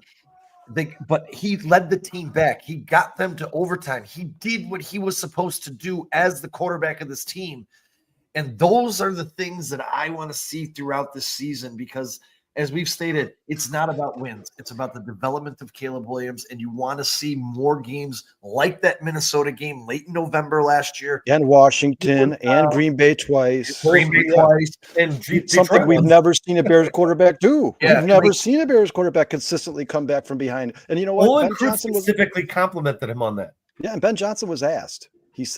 They said, why does Caleb look so comfortable in the 2-minute hurry-up offense on the ball? Why does he look so comfortable? And Ben Johnson said, guys, these are where he's gotten the most snaps. He's played in shotgun his entire life. The more he plays under center, the more he'll start to look comfortable under center as well. He'll be that guy in both shotgun and under center. This is just a process. We have to get him more and more and more and more and more snaps under center. Once he gets the same amount of snaps under center that he's had in shotgun, he's going to look like that guy all the time. And I believe Ben Johnson 100%. I believe Caleb Williams is capable of that 100%. And I believe that the Chicago Bears at some point are going to win a Super Bowl with Caleb Williams, regardless of how it looks in 2025. Yeah, and I like this point by DJ Profit. He has a short memory, and quarterbacks have to. You have to shrug off a mistake. You have to shrug off a bad drive and go back out there with that mindset. We're going to score a touchdown now, and not have that in the back of your head. Oh man, I threw a pick in the last son of a bitch, And I agree with you 100%. 100%. Who put that in there? DJ Profit. He does have a short memory, and like I said, quarterbacks have to. You have to. Pitchers have to. When you are the focal point of an offense, or I guess on a pitcher would be defense. But when you're the focal point of the team, you have to have a short memory, overcome mistakes, move forward, and lead your team. And regardless of the record last year, we did see that out of Caleb. Time after time after time after time. DJ Profit followed up with Caleb didn't lose us any games. No, he didn't. No, he didn't throw like the interception with a minute and a half left. And like, well, now they're just going to need the ball. That never like Jordan happened. Love. Yeah, there was never any specific play in which Caleb Williams lost a football game for us. Now, did Caleb Williams make mistakes to put us in a hole? Sure. He's a rookie. He's learning. And he's always going to. Everybody in the world makes mistakes. But Caleb Williams, time and time again, when push come to shove, they were like, Caleb, you need to go out there and get us a field goal position or go win the game with a touchdown. He did it. It's not his fault that the defense and Tyreek Stevenson were talking to the crowd when Jay Daniels was throwing a Hail Mary 5 yards short of the end zone. That's not Caleb Williams' fault. He took the lead with less than a minute left. You need to win that game. If your quarterback, your young quarterback goes out there and takes the lead with less than a minute left in the game, you need to win that football game. Shame on that Everett and shame on the Chicago Bears defense. Yeah. And there's a lot of people in here saying the Vikings are pushovers. We're going to beat the Vikings. Look, man, it is a rookie quarterback in J.J. McCarthy. I just that roster. The rest of that roster looks really good. That offensive line is top 5. Yeah. That defensive front is probably top 5. Their secondary still kind of sucks. Yeah, I still have some questions about their secondary. But if you evaluate the Minnesota overall, you guys, I think that's a top 5 roster in the NFC. Oh, 100%, dude. If J.J. McCarthy has a Sam Darnold season, you're going to see a lot of trouble. Everybody's in trouble. If J.J. McCarthy is Sam Darnold from last year, there's a good chance the Vikings win the division. Yeah, I agree. If that's true, and O'Connell can develop quarterbacks like that, then don't ever sign a quarterback to a second contract. Just keep drafting a rookie quarterback every you guys. If Kevin O'Connell keeps doing what he's doing with guys like Sam Darnold, J.J. McCarthy, is he the best quarterback whisperer all time? Oh, he might be. He makes Sam Darnold look like Josh Allen. That's impossible. Dude, honestly, too, though. And that's what's honestly like my problem this year. Because last year I was like, oh, it's Sam Darnold in Minnesota. They're going to win 5 games. And they won 5 games in 5 weeks. Like, and that this year, like when we do the divisions and stuff, like, it's like, man, that roster's really good in Minnesota. But do you trust the quarterback? But you got to trust Kevin O'Connell because what he did with I don't know. They're a mystery to me. And we're not going to know until they actually get out on the field and they perform. But I'll say this, guys. First and foremost, people keep making fun of it. I like Adam Thielen, and I think that was a good move by the Minnesota Vikings. I think he's a very capable player who can week 1 wouldn't surprise me if he had 6 catches for 68 yards. That wouldn't surprise me in any way, shape, or form. Adam Thielen knows how to play in the NFL. But I think one of the best things that possibly could happen to Chicago Bears fans and the Chicago Bears is them deciding 3 weeks before the season that Sam Howell wasn't good enough to play for the Vikings, and they're going to go get Carson Wentz. Like, man, obviously didn't like what they seen Sam Howell. Like, now you're relying on J.J. McCarthy. Like, the fact that you're making quarterback decisions with 3 weeks to go before the regular season, that's very good for the Chicago Bears. I mean, Carson Wentz sucks, right? If J.J. McCarthy struggles all in this game to score, like say it's the 3rd quarter and he hasn't even gotten 3 first downs yet, the game is over. The Bears won. All they have to do is kick field goals. But that defense for the Minnesota Vikings scares the ever-living shit out of me. And another thing that scares me about the Minnesota Vikings is their offensive line is very dominant. If the Bears can't stop the run, JJ is going to do the exact same thing he did at Michigan. Nothing. And the Vikings are going to win the game. Yeah, and Vlad points out, he said the Vikings are going to lean on a running game with quick passes and play action with the young quarterback. I agree 100%. Yeah, that's the game. And the Bears better be ready. And the Bears are going to be ready for that. Dennis Allen's going to be. He knows what their game plan is. He knows. And I agree, the Jason. Game plan is to take the ball out of JJ's hands. He knows that. I agree with you, Jason. I think that's exactly what the Bears are going to implement in the opener, and they should. And they should get Caleb comfortable, get him comfortable, and let him roll. You know, I still have confidence in Caleb, and it's well documented. I didn't want him here in Chicago in the first place. I'd want him to prove me wrong, and he's starting to make me a believer. He started down the stretch last season putting the Bears in positions to win games that they ultimately didn't until they were up in Green Bay. But honestly, he's turning me around, and I'm very happy of that. And I hope this progression continues over the next 17 weeks of the season, and we see we have a franchise quarterback. Because Yeah. for all Christ, man, I've never had one in my life, and I'm 47 years old. So Jason, you tell me. I don't know what it means to the Bears. I don't know what it means to Caleb Williams, but I can't overstate how much it means to me that we had a quarterback last year that came from behind and tried to win football games, because we've never had it. We've It simply was the never first had it. time I actually saw since like the 90s. Shane Matthews actually did it a few times, and there was flashes of it in years past, but never like a rookie coming in and doing that. Doug Flutie maybe, but Mitch he did was it in the really playoff game with the double doink. He put them in field goal position, right? But not often. Like Caleb did it consistently. It was consistent.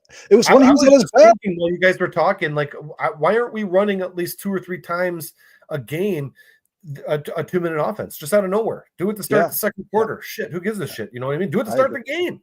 I think you're going to see more of that. Happens. I think you're going to see more of that. And he goes, V-Dog asked, BJ is the first-time head coach, but where does he rank in the NFC as far as elite play callers with KOC, McVay, Shanahan, LaFleur, Dable? Do you expect us to be in every game because we have a top play caller? Well, it's the marriage. I agree. I think it's the marriage of the entire coaching staff. I mean, the entire staff is elevated.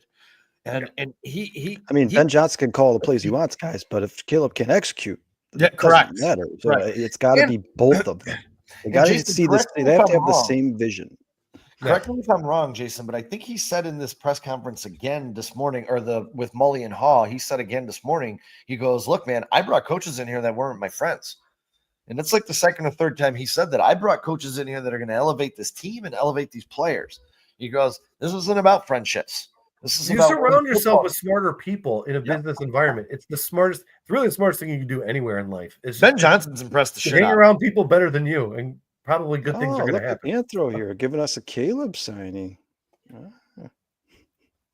Surprised he knew it. I'm waiting for the punchline. I think it's a joke. Yeah. To shop and see. All right. DJ Prophet says the best part is Ben understands that. Caleb understands that. They all understand that we have never had a franchise QB in this city. They're never going to buy a beer in the city again if they win a championship. I mean, if they go to the playoffs, they might never have to buy a beer in this spot again. That's a very good Laz, I don't know how old you are, but he's going way back. Sid Luckman had plenty of comeback drives. And then DJ says CEO. Yeah, I don't know about CEO, but he's boss for sure. Ben Johnson. I've never heard a bad word spoken about Ben Johnson. I mean, guys, you sit up here and we went through the John Foxes, we went through the Mark Trestmans and the freaking Nagy's, and I mean, you say this is a breath of fresh air, and everyone's just like, "Oh, that's just a cliche." No, this is a breath of fresh air. There is no sugarcoating shit. He tells you what you need to hear, whether it hurts feelings or not. Ben Johnson, and we're going to find out more over the next 17 weeks, but up to this point, leading into September 8th opener, has impressed the living hell out of this guy sitting right here. I don't know what else to say, because just his preparation, just the way he talks, and when they asked him about Caleb holding the ball for 5 seconds, he goes, "Sounds like good protection to me." He's calling Caleb Williams out. Like, come on, man. Like, this guy has been everything that I wanted in a coach, and so far a little bit more. And I think even if the wins don't come, say the Bears get 6 wins this year, I think you're going to see the progression on this team, because I do think that there's some weak spots, especially in the middle of the schedule when we get to Baltimore, Cincinnati, Minnesota, Pittsburgh, Philadelphia. Man, that's going to be a tough run for the Bears. And no matter if they're a good team or not, those are all the top echelon teams in the NFL. So the road schedule is brutal. I mean, honestly, I just want to win our home games, you know? Yeah, 100%. Let's see. He's running with this company. Yeah, I agree. He's running this company pretty well, in my opinion. I agree, DJ. He's just honest. If they suck, he says they suck. Yeah, this is good. He said it was okay. You know, he's not sugarcoating anything. He's telling you what it is. Anthro, he's never going to bench him. Not in 2025, anyways. This is Caleb's year, and he's going to get every opportunity. The only way he comes out is if he's injured. That's just my opinion on it. I don't know how you guys feel. 100%. Yeah. He's not going anywhere. He's coming out of the hurt or He's up by not- 50. You guys, I think that Ryan and Ben also know that their career in Chicago lives and dies with Caleb Williams. Oh, Caleb Williams isn't the guy. Ryan Poles is gone. Yeah. It's that simple. They're not letting Ryan Poles pick another quarterback and restart the cycle again. This is it. This is his last hurrah. If Caleb Williams isn't the guy, then Ryan Poles is the Bears guy. And I hate to say it because I don't think it would necessarily be Ben's fault, but Ben probably goes with him. Is my assumption. If Caleb's not the guy and Ryan Poles gets fired, because you're going to hire a new GM, you can't tell him he can't pick his coach. You brought him there to develop this is a whole ball of wax. Quarterback. So I mean, I would hate to see that because I think Ben Johnson. If Caleb fails, I don't think it'll be because of Ben Johnson, but that's just the way the NFL works, man. You got to have the alignment between president, GM, coach, quarterback. Yeah. You have to. And if they hire a new GM, he's going to get. They're both going to get more than 1 year. Now, maybe they hire a new GM and he's like, I like Ben Johnson. Yeah, I want Ben Johnson. I don't know, but I either way, like I said, guys, just because of the floor, Sean, tell me if you disagree with me. Just because of the floor of Caleb Williams, I think he's going to get all 5 years on his rookie contract. Yeah, to prove that he's the guy. Well, because look, I mean, his floor is Jay Cutler. Yeah. Jay Cutler was here for 8 years. Jay Cutler's also going to jail for 4 days, guys. He's going to fit right in, man. He's not going to give a shit. He's not going to give a shit. He's going to a country club, but I just figured. No, I don't. I would say I don't know about that because if it's 5 wins, 5 wins, 5 wins, and you're 3 years in, and 5 wins has been your ceiling, I don't know if there's a 4th year. Well, it's your rookie contract. So I mean, I'm talking about head coach and GM. If you continue to produce last place records 3 years into no, I'm saying like what if he's not generation? What if he's not Mahomes and he's Jay Cutler and they're not winning Super Bowls? They're going to the playoffs first round knockout, going to the playoffs first round knockout. Like I think that Caleb Williams will still be given. Oh man. I think Caleb Williams will still be given every opportunity until his contract expires. I agree. I think so. Because it's so hard to find a quarterback to begin with. Sean, just hated dogs. He's talking to you, bro. Hated that swift move, but your opinion changed at all. There's a couple press conferences. Ben was highly agitated and irritated. Noticed DeAndre. Sean, you could read the comment for every. I mean, collective. I did hate that swift move. I absolutely hated that hurdle in that game because he's the only capable running back. We were this close to having Saquon Barkley. Yeah, close, dude. I mean, if he would have got hurt on that play, the Bears are fucked. Yeah. You know what I mean? Like that was just. It's a preseason game. I honestly don't know what the hell DeAndre Swift was thinking. Especially when the rest of your running back room is already out. If this was week 1 against Minnesota, hell yeah, do it. Get those extra yards. If you get hurt, you get hurt. Yeah, you better. But preseason game 3, yeah. No, I wasn't too happy about that. I was not happy. I thought it was great, and it's great on the highlight reel. But again, he comes down, he twists, gets a high ankle sprain, he's out for 6 weeks.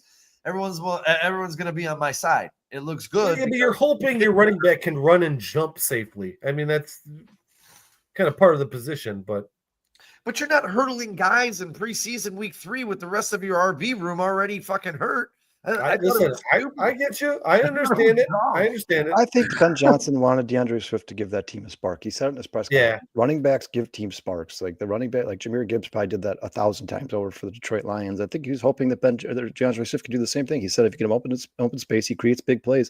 I think that Ben Johnson was hoping in that they wanted to see what they looked like against their starters, looked like against the Chiefs starters.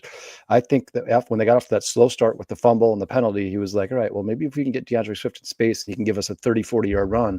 It'll kind of wake everybody up. The problem is the whole Bears offense just looked kind of blah. Sorry, that gives you a spark. That if I was on that team, that would give me a spark. If I was on the Eagles sideline, I'd be like, all right, let's go out there and beat the shit. He just jumped over somebody backwards. Let's go beat the shit out of these guys. That was because Prophet said this. He would be doing backflips over defenders in Chicago. So I just figured I'd play that. Yeah, he would have to. I don't know. Yes. If we'll, What's up, Jedediah? How you doing, man? He said, "Speak for yourself. I would hurl defensive backs all preseason if they just give me the chance." Sure. You know what? Hey, if we had 6 healthy running backs to choose from, go ahead. Go risk your season in the preseason, hurdling guys. I don't know. I didn't want to see that because right now our whole running back room currently depends on DeAndre Swift. We're gonna call Britton Brown up. I'm telling you that ain't pushing any buttons for me. Britton Brown could be backing up DeAndre Swift on the opening week. I'm sorry. I mean, if you guys are happy with it, like I said, you guys were all happy and joyful because it looked great and he didn't get hurt. But if he got hurt, I guarantee you guys would be singing a different story right now, saying that was a stupid play by DeAndre Swift. I can't believe he did that in the preseason. I wouldn't be mad at DeAndre Swift. If anything, I would question Ben Johnson's decision to play him in that preseason game. Well, you hadn't seen him all year. You figure he had to play just a little bit. I'm happy with what happened. If he got hurt, injuries are part of the game, man. What happens. I mean, there's nothing you can do. I mean, are you guys shelter him? Well, I'm saying, are you guys saying I'm wrong that I shouldn't have been upset that he did that? I don't. No, I'm I'm not upset that he did it. I'm not mad at you for saying that. That's your opinion. I'm not upset that he did it. I thought it was the coolest part of the preseason game. I thought it was really cool. Oh, Jahadi Walker's catch was the coolest. Yeah, part. that game-winning touch. Yeah, I can't argue with that. You're right, Sean. But the 2 catches in terms of the starters, I thought that was the coolest part of the Bears. Sure, and Brujas says practice like you play. Sure, no problem. Hey, he didn't get hurt, so awesome play. Hey, again, it looked really cool on the television. Yeah, I like what Dustin says here. Dustin says Swift's not normal. He's especially healthy. Listen, guys. I agree. I think there's a chance that DeAndre Swift could be the best athlete in the Bears, maybe outside of Luther Burden. But when you get DeAndre Swift in space, he does some special shit. He does. Yeah, that's good that the Bears have that. The only thing that sucks about DeAndre is I just wouldn't rely on him running through the tackles a bunch. But when he gets an open space, that guy is special.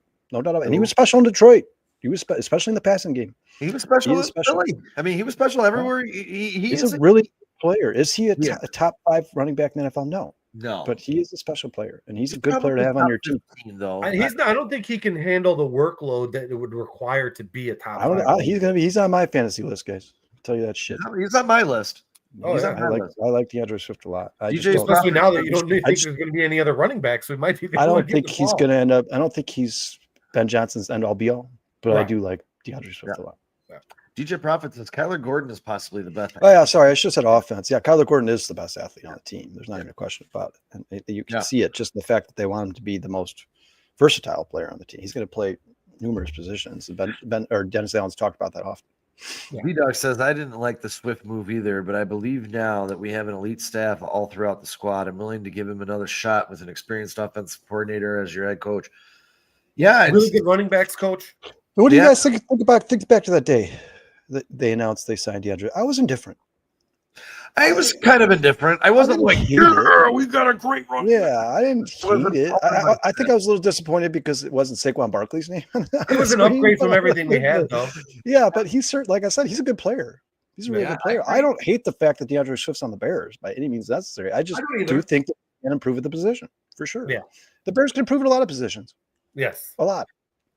Outside the wide receiver room, they could probably get better. Wide receiver quarterback room, I think the Bears could get better at almost. They could add help everywhere. Yep. Maybe outside of corner 1 and nickel.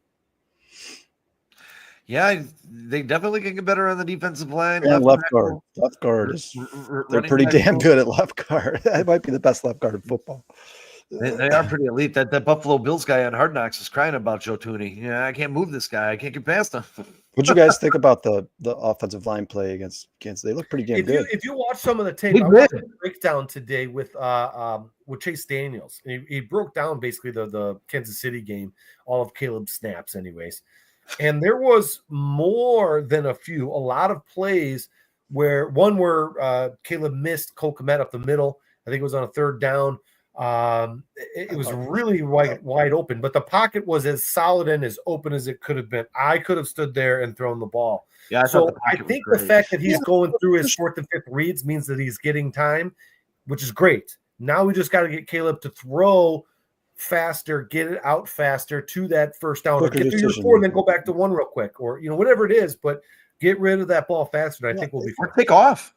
If you could just take off. We'll take off. Yeah. He could take a few tenths off his delivery every quarter of the season. By season's end, he's going to be a quick decision maker. The Bears offensive line, look, I think the left tackle is still obviously concerned, but guys like people are like, oh man, Chris Jones gets in the good. Yeah, Chris Jones is always going to get sacks, guys. He's the best, one of the best defensive tackles in the NFL. He's going to get sacks against the best offensive lines in football. Sure. But, yeah. Man, the people at the bar were just shitting all over the Bears in that Chiefs game. Like, guys, you're playing the best team in the NFL. Like, you're playing the team that's won 3 Super Bowls in the last 6 years. What do you expect? The Bears go out there and beat the shit out of them? Like, if the Bears played the Chiefs, I've said this numerous times, if they play the Chiefs week 1, they're losing. Yeah, they're going to lose. Yeah. It's a process. If we play Philly week 1, guess what? We're losing. Yeah, you play the Ravens week 1, you're losing. Like, it's a process. It's the Bears are lucky that last year they played the Titans week 1, and that was a lucky win as well. I mean, they got Will Levis. We didn't win that game. Will Levis lost that game. But I do expect the Bears to come out and look a lot better than they did week 1 last year, for sure. Yeah. Sean, do you want to talk about this 53-man roster? Any surprises for you guys on the 53-man roster? Just that Jahdae Walker, I thought was pretty good. Everything else you kind of expected, other than what we were saying, not a 4th running back. I think we're fine, though. I mean, it's good we're going to get. I don't think there's anybody available to us right now that's any better, unless you want to add somebody on defense. We got to throw some credit to Sean here, man. Sean's been saying since day 1 that Karan Amagaji is a guard, and it sounds like that's where Karan Amagaji is going to end up. There's one thing I do want to talk about. And Kyle, really quick as you say that, to everyone that heard me crying and bitching about him on Monday, if he switches to guard and they stop forcing him to be a left tackle, I'd like him a lot more on this roster. It does sound like this coaching staff likes. Ryan Poles said it seems like Theo, Kyle Monangai, and Ruben Hippolyte are ahead of the curve. Like, these guys are rookies, but they look like they belong. They look like they're making plays on the field. So that's good news for this. Really good. Here, I'm not going to change my opinion on Ruben Hippolyte yet. He's the guy for me that's going to have to get out there and prove it. Sometimes that's coach speak. I mean, I know you guys all said he shined, but let's talk about a couple times in coverage. That's supposed to be his strength with his speed. That he blew coverage. His positioning was wrong, and then he made up for it. On me. And he's a rookie; he's going to make mistakes. But yeah, V-Dog, the depth is growing on me for sure. I like Luke Newman a lot. He looked a lot better in Kansas City than he did in previous games. And you guys, their highest graded PFF player has been Bates. Here, if I can disagree with one thing. I fuck Ryan Bates. I just say it. Ryan Bates, dude. Tell me if you guys agree or disagree with me. Thanks a lot, Brew. Have a good night, brother. Hey, have a good one, Brew. Thanks for checking us out, man. Really appreciate you. You guys answer me this. Riddle me this, Batman. If Bill Murray isn't hurt all training camp, is Ryan Bates still on this team over Bill Murray? If Bill Murray had Ryan Bates' contract, Ryan Bates isn't here and Bill Murray's here. But the dead cap that scared him away from cutting Ryan Bates. This staff is saying it's not about contracts; it's about play. It doesn't matter if you're they obviously like Ryan Bates. There's nothing I've seen from Ryan Bates where I'm like, man, this guy's amazing. But he did look better this year than he did last. He's a good depth. You got to give credit where credit is due. The one thing that I'm still concerned about with this team, guys, and the one that Sean knows. Sean, what's the offseason addition I did not like, and I still don't like? Deo. You guys hear the reporter called Deo's name out? He said, "Are you guys looking to add another defensive end at some point in this offseason because to upgrade over Deo?" Like, people are already saying upgrade over Deo. Like, Deo to me just hasn't stood out. And you just paid this guy close to $50 million for 3 years. This is a guy you would think is going to have a major impact for this team. So far in the preseason, I know Dustin said he's really good at setting the edge, and he does do things that he does. There's things that he does very well that probably get overlooked because it doesn't show up in the stat sheet. But Deo just doesn't stand out to me in any way. I feel like you've replaced DeMarcus Walker with DeMarcus Walker. A worse DeMarcus Walker. I can't say that yet. Look, I'm not going to bag on Deo. I personally think Deo's going to be just. I hope so, Sean. Do you think that I'm rooting for the guy more than stay free agents? Say that again. Do you think the big free agents are going to stay free agents? No, they're going to find a job sooner or later. I mean, do you think they'll find one with the Bears? Jadeveon Clowney and Zadarius Smith are going to be on NFL teams at this point, some point this season. I don't know if it's going to be on the Bears. I think if they're still free agents and the Bears don't like what they see through the first month of the season, the first 4 games, come bye week 5, and those guys are still free agents, I think there's a very damn good chance one of those guys is on the Chicago Bears. Yeah. I'm just I think it looking also depends what you get out of Booker, right? Right. Hopefully he's healthy enough, but yeah. I'm just looking at Ryan Bates' numbers, man. Sean hates Ryan Bates. I don't know why everyone's so impressed with him. His numbers suck. I mean, Dustin says Deo's going to be fine, but he's not going to be splashy. Fans aren't Right. going to see how he actually impacts the games, but he'll be making the impact. And yeah, Dustin, if that's the case and he's doing a good job, even though Yeah. it's not the job that fans are gaga over, I'm fine with it. I just, you had all these guys in free agency you could have signed. You landed on Deo. You decided to give this guy close to, I think it's $45 million to end up making. A lot of money. I expect at least 6, 7, 8 sacks, right? That's not asking a lot. For a guy in the NFL to get 6 sacks is not asking a lot. That's like league that's average. a pretty average defensive end. And not many teams in the NFL have 2 stud defensive end. Like I could ask you guys, who's across from Trey Hendrickson? Who's across from Myles Garrett? Who's across from Aiden Hutchinson? You probably can't answer that question, but this guy was given $45 million in the offseason. I expect him to be, and Dustin, I agree with you 100%. He's not a guy who stands out in the preseason. Listen, I'm not, the jury is not out on Dale. That's just for all the offseason additions that were made. That's the one that was most disappointing to me because I just watched the tape, and even his 3.5 sacks last year, 3 of them were against the same team, the Houston Texans, who had the shittiest offensive line in football. I just don't see where everybody's getting this. Oh, there's so much left in the tank. He has yet to be unleashed. He didn't have the right coaching. He's going to be a better plair. I've heard that shit before. He's Kyle's Ryan Bates. He's my DeMarcus Walker. That's what he is. He's my DeMarcus Walker. And it seems to me like Dale's ultimately going to be more comfortable playing tackle position than he is defensive end. Yeah. And here's the truth on both Bates and Deo. I hope they prove Kyle wrong and prove me wrong. And if something were to happen, Bates comes in and he's formidable. I'll tell you, 105 snaps last year. He was a 48.5 pass block grade. That is god awful because 60 is the league average. So I hope he's a lot better than that. I really do. I hope Rochar's working with him and he's going to blossom because this is a Ryan Poles guy. Ryan Poles searched him down, hunted him down, wanted him on this football team. So I hope he's right. I really do. Yeah, and Sean, you remember the Bills matched the Bears' offer, so the Bills liked him too. And V-Dog here saying, I trust Dennis Allen's judgment, Kyle, but from my sources, Dale was one of the primary edge targets for Dennis, and he banged the table for him. But this was a terrible call on his part. I think the jury's still out on that. I don't think I can say whether or not it was a terrible call, but if he looks like he has in the preseason and he looks like he has in the years past on the Colts, I don't think he was worth $45 million. I have no problem getting him here, but I'd like him a lot more at 28, 30, 32, like DeMarcus Walker's contract. I don't know. If you're paying somebody $45 million, to me, you're paying an elite defensive end in the NFL, or at least above average, right? Obviously not elite because he's not getting the $40 million a year that Myles Garrett's getting. Right. But I think you expect him to have a massive impact on your team. I love Hardy, Justin. I loved him. I love Hardy. I was just going to ask. I love Hardy. And Ben Johnson called his name out after that Chiefs game. Said Daniel Hardy had a really good game. I was going to say, when you look at this front, the D line for the Bears, Sweat, Jarrett, Dexter, Deo, Billings, Turner, Booker, Hardy, Williams, Robinson.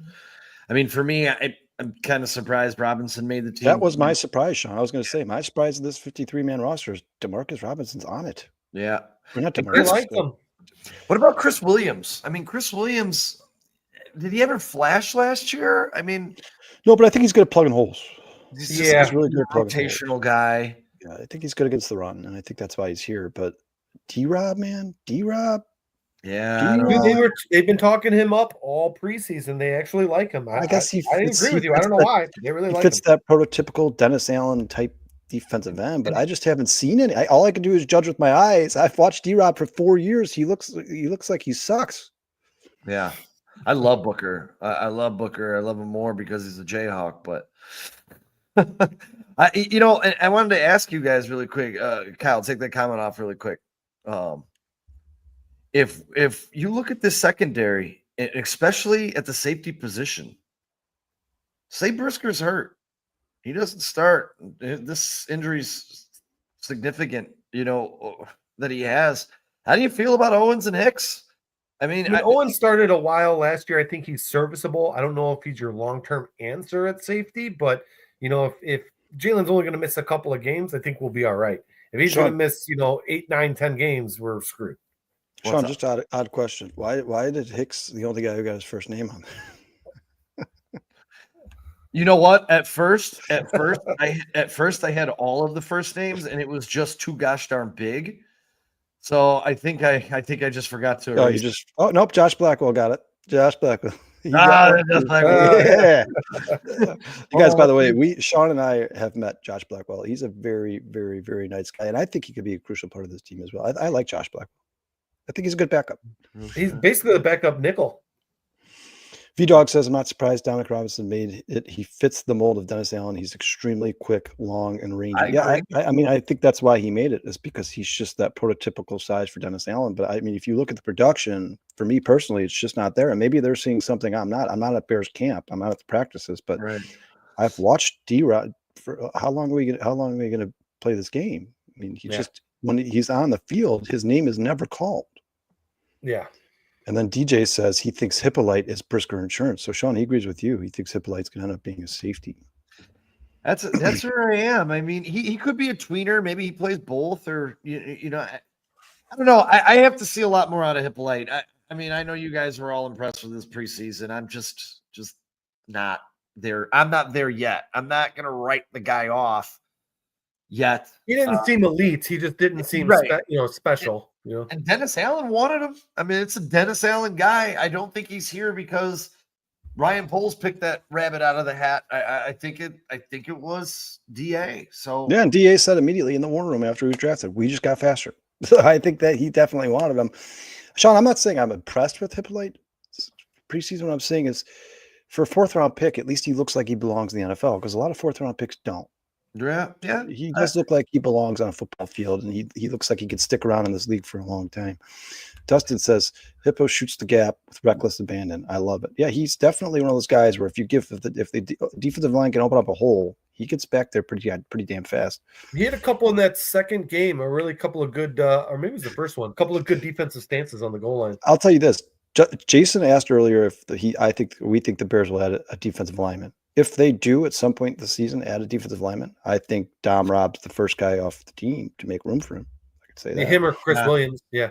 The Ghost of Judah Tribe has joined the show, guys. What's up, man? How you doing? Ghost. Yeah, he says Allen does not have the personnel to run his defense. Yep, it's a work in progress. Got a It's brand a new work in coach. progress. It's going to It's a take work a in few progress. off seasons to get that What's up, Plank? that roster here. Plank, how you doing, man? He says bear down. Love the picture, Plank. Absolutely love. Yeah, it reminds me of me. Really hairy? It's just massive and strong. Oh, Rip. Hey, cat. Thank you for checking in on this Wednesday.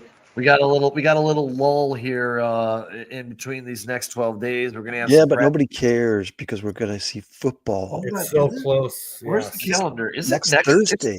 Yeah, a week away, really. Is it next Thursday? Yeah, that's the home opener. Or the season opener, I should say. Oh, Philadelphia, man. Philadelphia. Eagles and Cowboys. Here, I got a question for you guys. Jay, you may Cowboys not answer, although I'm not playing you, so you can't answer. Pickens versus the Eagles, Travion Henderson versus Vegas, or Zay Flowers versus Buffalo. Which one is in my flex? Week 1. Zay Flowers. I'd rather go up against the Vegas defense. I think Travion is the guy. Jason, the Vegas defense was ranked number 9 in the NFL last year, bro. Okay, great. I mean, I'm just saying they're not bad. All right. Well, Buffalo's defense is way better, I think. Their secondary, and I think Philly's defense is way better. I'm going to take the worst out of the 3. I mean, but Buffalo's secondary sucks. Yeah, I don't think you go wrong either way. I mean, it wouldn't surprise me if Travion Henderson has some 60-yard run where he breaks out and scores a touchdown, and then I look like an idiot. But I bet you Zay Flowers is the more consistent player in week 1. V-Dog says, "Yo, I think he's going to be the main weapon on that team, whereas Baltimore's got quite a few weapons." But for those who stayed, I don't think the conservative Tampa 2 defense fits the skill set under Flus. Yeah, I agree with you.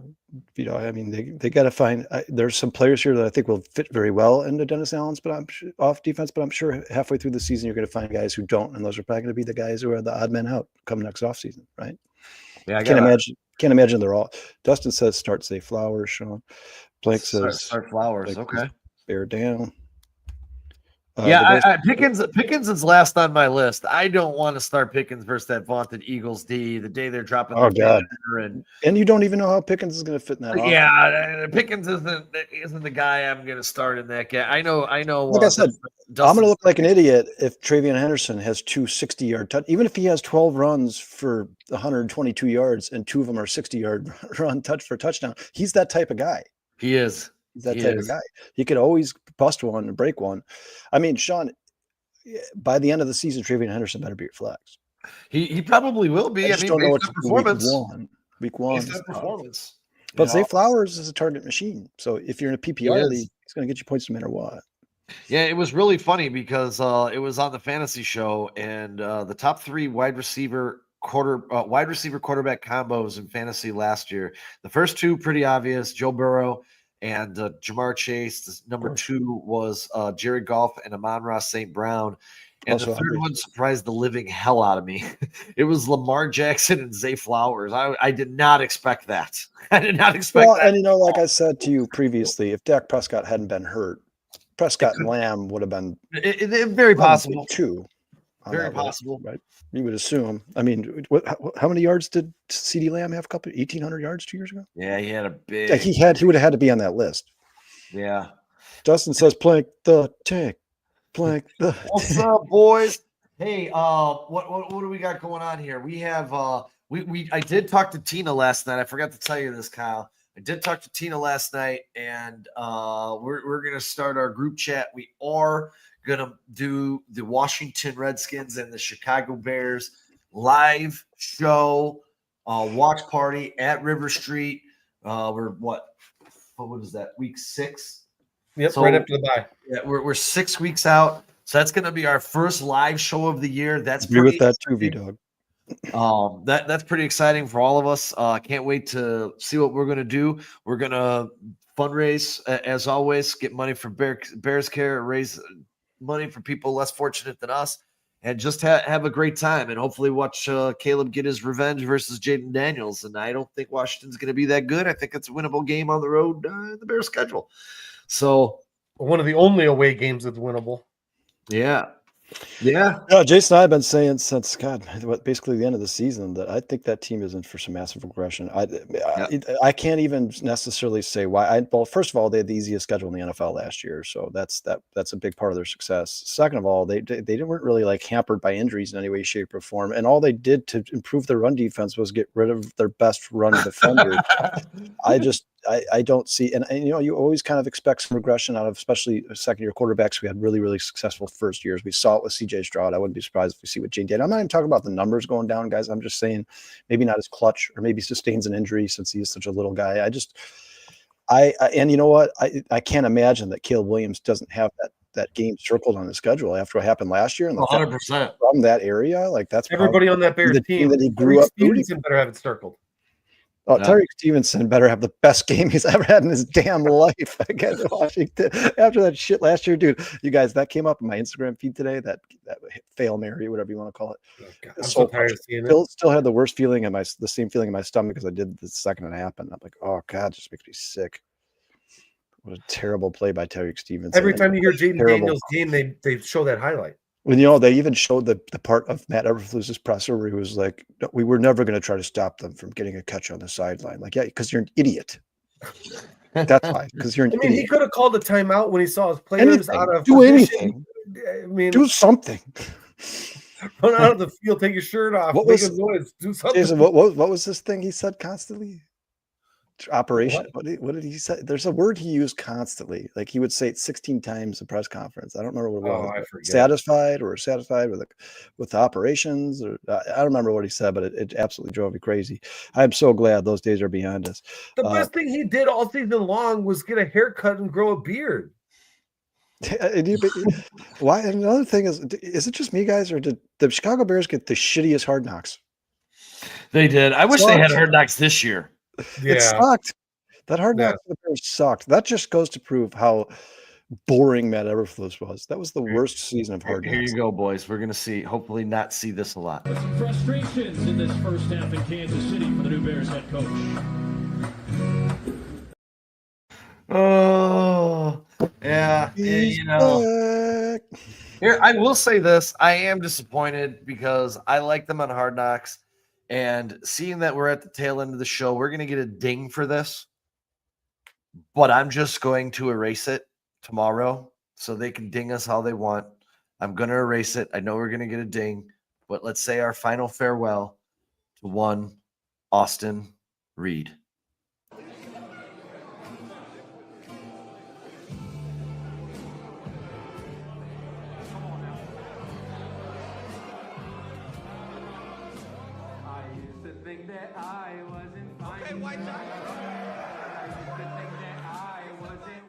The volume is so low on that. I can't hear it. Could you guys hear it? Yeah, I think Austin Reed's going to find himself a job, man. I really like that kid, man. I'm really sad that he didn't make it back on the practice squad, but I was kind of surprised that they kept Case Keenum on the roster. I mean, listen, right? I think it's like a respect move. I don't think it's like we need him. It's a necessity. We have to have that third. I think it was Why like couldn't he be the emergency quarterback? Case, you've been I great. also think he's an extra coach. Well, why couldn't he be a coach? Why couldn't you just be like, hey, we're going to cut you and we're going to put you on this coaching staff as a passing game coordinator assistant, and you have a chance of becoming a head coach one day. Like, you've started your coaching career. Like, Casey, you're obviously very good at this. Why is he like? I think you could have kept Austin Reed as your third and just made him a coach. If that's why you want him here is because of his coaching abilities, then make him a damn coach. Yeah, well, I think for Case's point of view, it's one is going to pay me, $6 billion, and the other is going to pay me I get it. I get it. I agree. But I mean, in the long run, you could be getting your foot in the door for a long coaching career. So you would ultimately make more money. I don't know. Here's a question: all three. What team in the NFC will be worse? I think it will be the Cowboys. The news that Stephen A. Smith and Diana Russellini reported that several days this Micah Parsons thing will get worse. Yeah, I wasn't high on the Cowboys to begin with because team in the NFC will be the worst. The Saints. Yes. Oh yeah, 100%. It won't be the Cowboys. It won't be the Cowboys. But I think the Cowboys are in for a rough season, dude. I don't think they're going to be great. I picked the Bears beating them in week 3. I just think as long as their offense scores points, I don't give a shit because I went heavy. Is it Spencer Rattler or Tyler Shook? Yeah. I think Rattler winds up starting. They're going to pass a lot because they're going to be down in a lot of games. I have a feeling the Cowboys. Yes. That's why I took George Pickens because I was like, "Fuck, they're going to have to pass a lot." I think I certainly agree with you. I don't think the drama of Micah Parsons helps their team in any way, shape, or form. As a matter of fact, we just talked about in the studio before we came in here, guys, that when Micah Parsons was on the field, they were a top 5 run defense. When he was off the field, they were literally a bottom 5 run defense. I mean, that is quite the impression from one player. You guys know how much I love Montez Sweat, but Montez Sweat for Micah Parsons, done deal.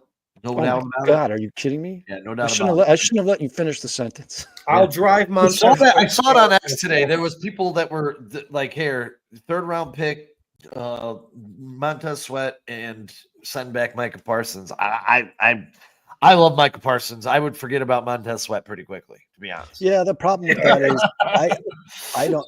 Micah Parsons doesn't want that 10-year deal, and he should, but I don't think the Bears are going to give anybody a ton of money if the contract ends up overlapping Caleb Williams' future contract. You know what I'm saying?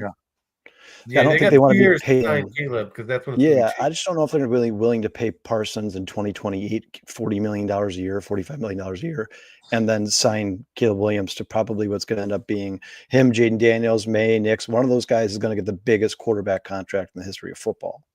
And you want to know what's great? And DJ, I don't know where you are with this, but you don't believe his grandpappy that he's going to stay in college for the next couple of years? He's not just going to come out after this year?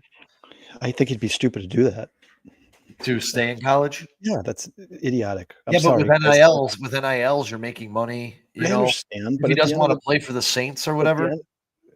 I get it, man. Like, it's the same conversation was had about Caleb Williams, but at the end of the day, you're getting a chance to be an NFL quarterback. And if he goes in the next season and tears his ACL, he's not the top pick in the draft. You don't know what's going to happen. So Right. we saw it with If you have a Josh chance Simmons. to be the number 1 overall pick, you take it. Yeah, I'm taking that shit all day. Well, every day. I will tell you That's this. an honor. That's a privilege. That's not something to be taken for granted. I will tell you boys this. We all get to see him. Texas is the number 1 team in the country, 11 a.m. this Saturday. The Ohio State University at the Shoe versus Texas on Saturday. This, even though the Jayhawks started last week, this marks the return of football for me. And then on Sunday, I don't know, I'm partial to the Golden Domers. They have 6:30 Miami, number 10 in the country. Notre Dame's number 6. It's going to be a great matchup Sunday night. Kickoff week in college football is ridiculous. Let me get this straight. So you hate everything from Missouri. You hate Yeah. everything from K-State. But Minnesota. You say you liked Minnesota? Is that what you said? No, the Golden Domers. Oh, I'm sorry. Notre Dame. The Golden Gophers. Oh, I thought you said. Do you think I said Golden Gophers? No, I don't like. I don't like anything from Minnesota either. I'm on the fence on Notre Dame, man. I used to love Notre Dame when I was young. I loved them. My grandpa bought me a jacket when I was a kid. I'm like, oh man, Marcus Freeman though. And I love Marcus Freeman too. But then they went through that whole Monte Teo stuff. You remember? You guys can't forget that. Oh yeah, all that shit with yeah. the fake. And then the more I used to watch college football, the more Ohio State grows on me. And I understand people are like, well, you're fair weather, but I don't give a shit about college football. So of course I want to watch the best teams in the country. And Ohio State just prints receivers. This kid who's about to, what's his name, Sean? I'm a huge Jeremiah Smith. This kid might go down as the best player ever to play football. Have you watched this guy? It's insane. Which statement? Which statement? You know what I'm talking about, Jason? Have you watched? Yes, he's a very, very good player. He's ridiculous. Oh my God. He's a mix of Justin Jefferson and like Malik Neighbors. I mean, they do it the right way in Ohio State. They do it the right way, and it's hard. You know whose son just? If you have no rooting interest, it's hard to root against them because they do it the right way. It's fun to watch. We were talking about this yesterday, weren't we, Kyle? Chris Henry's son just signed at Ohio State too. I mean, Marvin Harrison's son went there. Chris Carter's son went there. I mean, dude, it's like. Well, who's the kid? The receiver? Ohio State, did you already say it? Alabama. If your kid's going there, you're happy. No, who's the receiver for the Bengals that passed away? He Chris Henry. Chris Henry. Yeah, his son is going to Ohio State. He's a freak of nature. Have you seen that kid? He's a junior in high school. He's like 6'2", 205 pounds. He's a grown man. He's LeBron James. I seen his face, and I heard he announced that he was going. He's a freak of nature. State, but go look him up. He's a freak of nature. Yeah, boys, and Erica. Yeah, B-Dog, I agree with what you're saying. That was Monday. I certainly believe. I think that whole situation, the coaching search for the Cowboys they didn't put enough time into that. I feel like that was so rushed. It's like the second they couldn't get prime time, they were like, all right, we're just going to make Schottenheimer the coach. Like, that was dumb. As a matter of fact, if I were the Cowboys, the last coach to be signed was Kellen Moore. That would have been my coach if I was the Cowboys. I would have signed Kellen Moore. And Sean, who's the guy from the Ravens that we talked about all offseason? Didn't become a head coach. The Ravens, I think he's the coach we were talking about all offseason, the coach we liked. He's been with Baltimore for a while. We did the piece on him, the offensive coordinator, right? I don't know. I guess his name escapes me, but it would have been Kellen Moore. DJ, you're probably 100% correct. I don't think Kellen wanted the job. He was probably like, yeah, no thanks. I think Jerry Jones is senile. Listen to him talk, guys. He's crazy. Todd Monken. Todd Monken's awesome. He would have been a guy I would have considered. And listen, here I am, like Brian Schottenheimer is going to suck. I agree with you, V-Dog. He just got the name because of the job because of his name. And watch, he's going to be like the best coach on NFL history. Watch, because I said that he's going to suck. I hope he is. Being really good. But yeah, Todd Monken would have been my guy. V-Dog did bring, or DJ did bring up, I did forget Clemson LSU 6:30 ESPN Saturday night. That's another gem. And in those games, man, I'm going LSU. I hate to take Texas at the shoe. Sean, where do you get all this time? How do you watch so much football, dude? What am I doing? What do I do on Saturday, man? Nothing.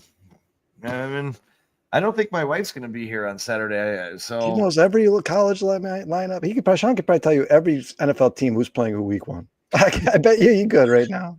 No, not everyone. Eagles, Cowboys, Bears, Vikings. You know what? It's because I'm in the gambling books, man, and I'm just looking. Giants just went up 1-0. Gosh darn it! Cubs have bases loaded, nobody out, can't score a run. Giants come up. hit a homer. Hey, and by the way, the ghost of Matthew Boyd is returning, and we're going to talk about that this Saturday on the North Side 9 at noon, because it's starting to get ugly when you start looking at what's happening with Matthew Boyd over his last 5 starts. And I put his last 4 starts in the Giants preview that I did on Facebook for 4 Star Chicago Sports. But did you just see the play? I don't have the TV on. Matt Shaw just made one of the most, or no, it was Justin Turner. No, I don't have the TV on. I'm not allowed to watch the Cubs game. Matt Shaw just made one of the most amazing plays I've ever seen in my life, dude. Kyle, I'm not allowed to watch the Cubs game on the podcast anymore. We had this discussion, remember? I don't know. If Matt Shaw's not an ESPN top 10 tonight, that's a shame. That's a crime. I'll have to catch it. I'll be out tomorrow morning. They'll probably show it a few more times. But hey, guys, I think they're going to put a dart in this one, put a big bow on it. Yeah, love you guys, man. Everybody, thanks everybody for tuning in. Yeah, this chat was fire. Erica, DJ, James, V-Dog, the ghost of Judah. Sean, look at her comment. Look at Erica's comment. What'd she say? Homerson tail gone back on the injury. Erica, you're one of my favorite. You're top 5. You're top 5 for sure. I love it. I love it. But to everyone in the chat, you guys are always the all-stars, and today you guys went above and beyond once again. We love y'all. Thank y'all. Bear down. We got 12 days and counting to the Bears home opener against the Haiti Queens. Can't wait for that. But you know what else I can't wait for? Dustin and Brandon tomorrow, bare minimum at 11:30. And if you don't burn the midnight oil, check them out on your way to work. They're a lot of fun. They always give a perspective. There's my daughter checking in. I'm live. Say hi, everybody. And don't forget, Kyle and I will be on the North Side 9. We will not have Mike North this week. We'll just have our shining little faces, but we will break down what's going on with the North Siders. Hopefully, they're capturing a couple games closer to the Brewers by then. But until then, peace and love. Bruce, Jay, Kyle, bear down, everybody. We love y'all. And we'll see y'all on Monday or Saturday. D-Dog, I think that decision will become in the beginning next week. Thanks, Plank. Bear down, buddy. Yep. All righty, let's go.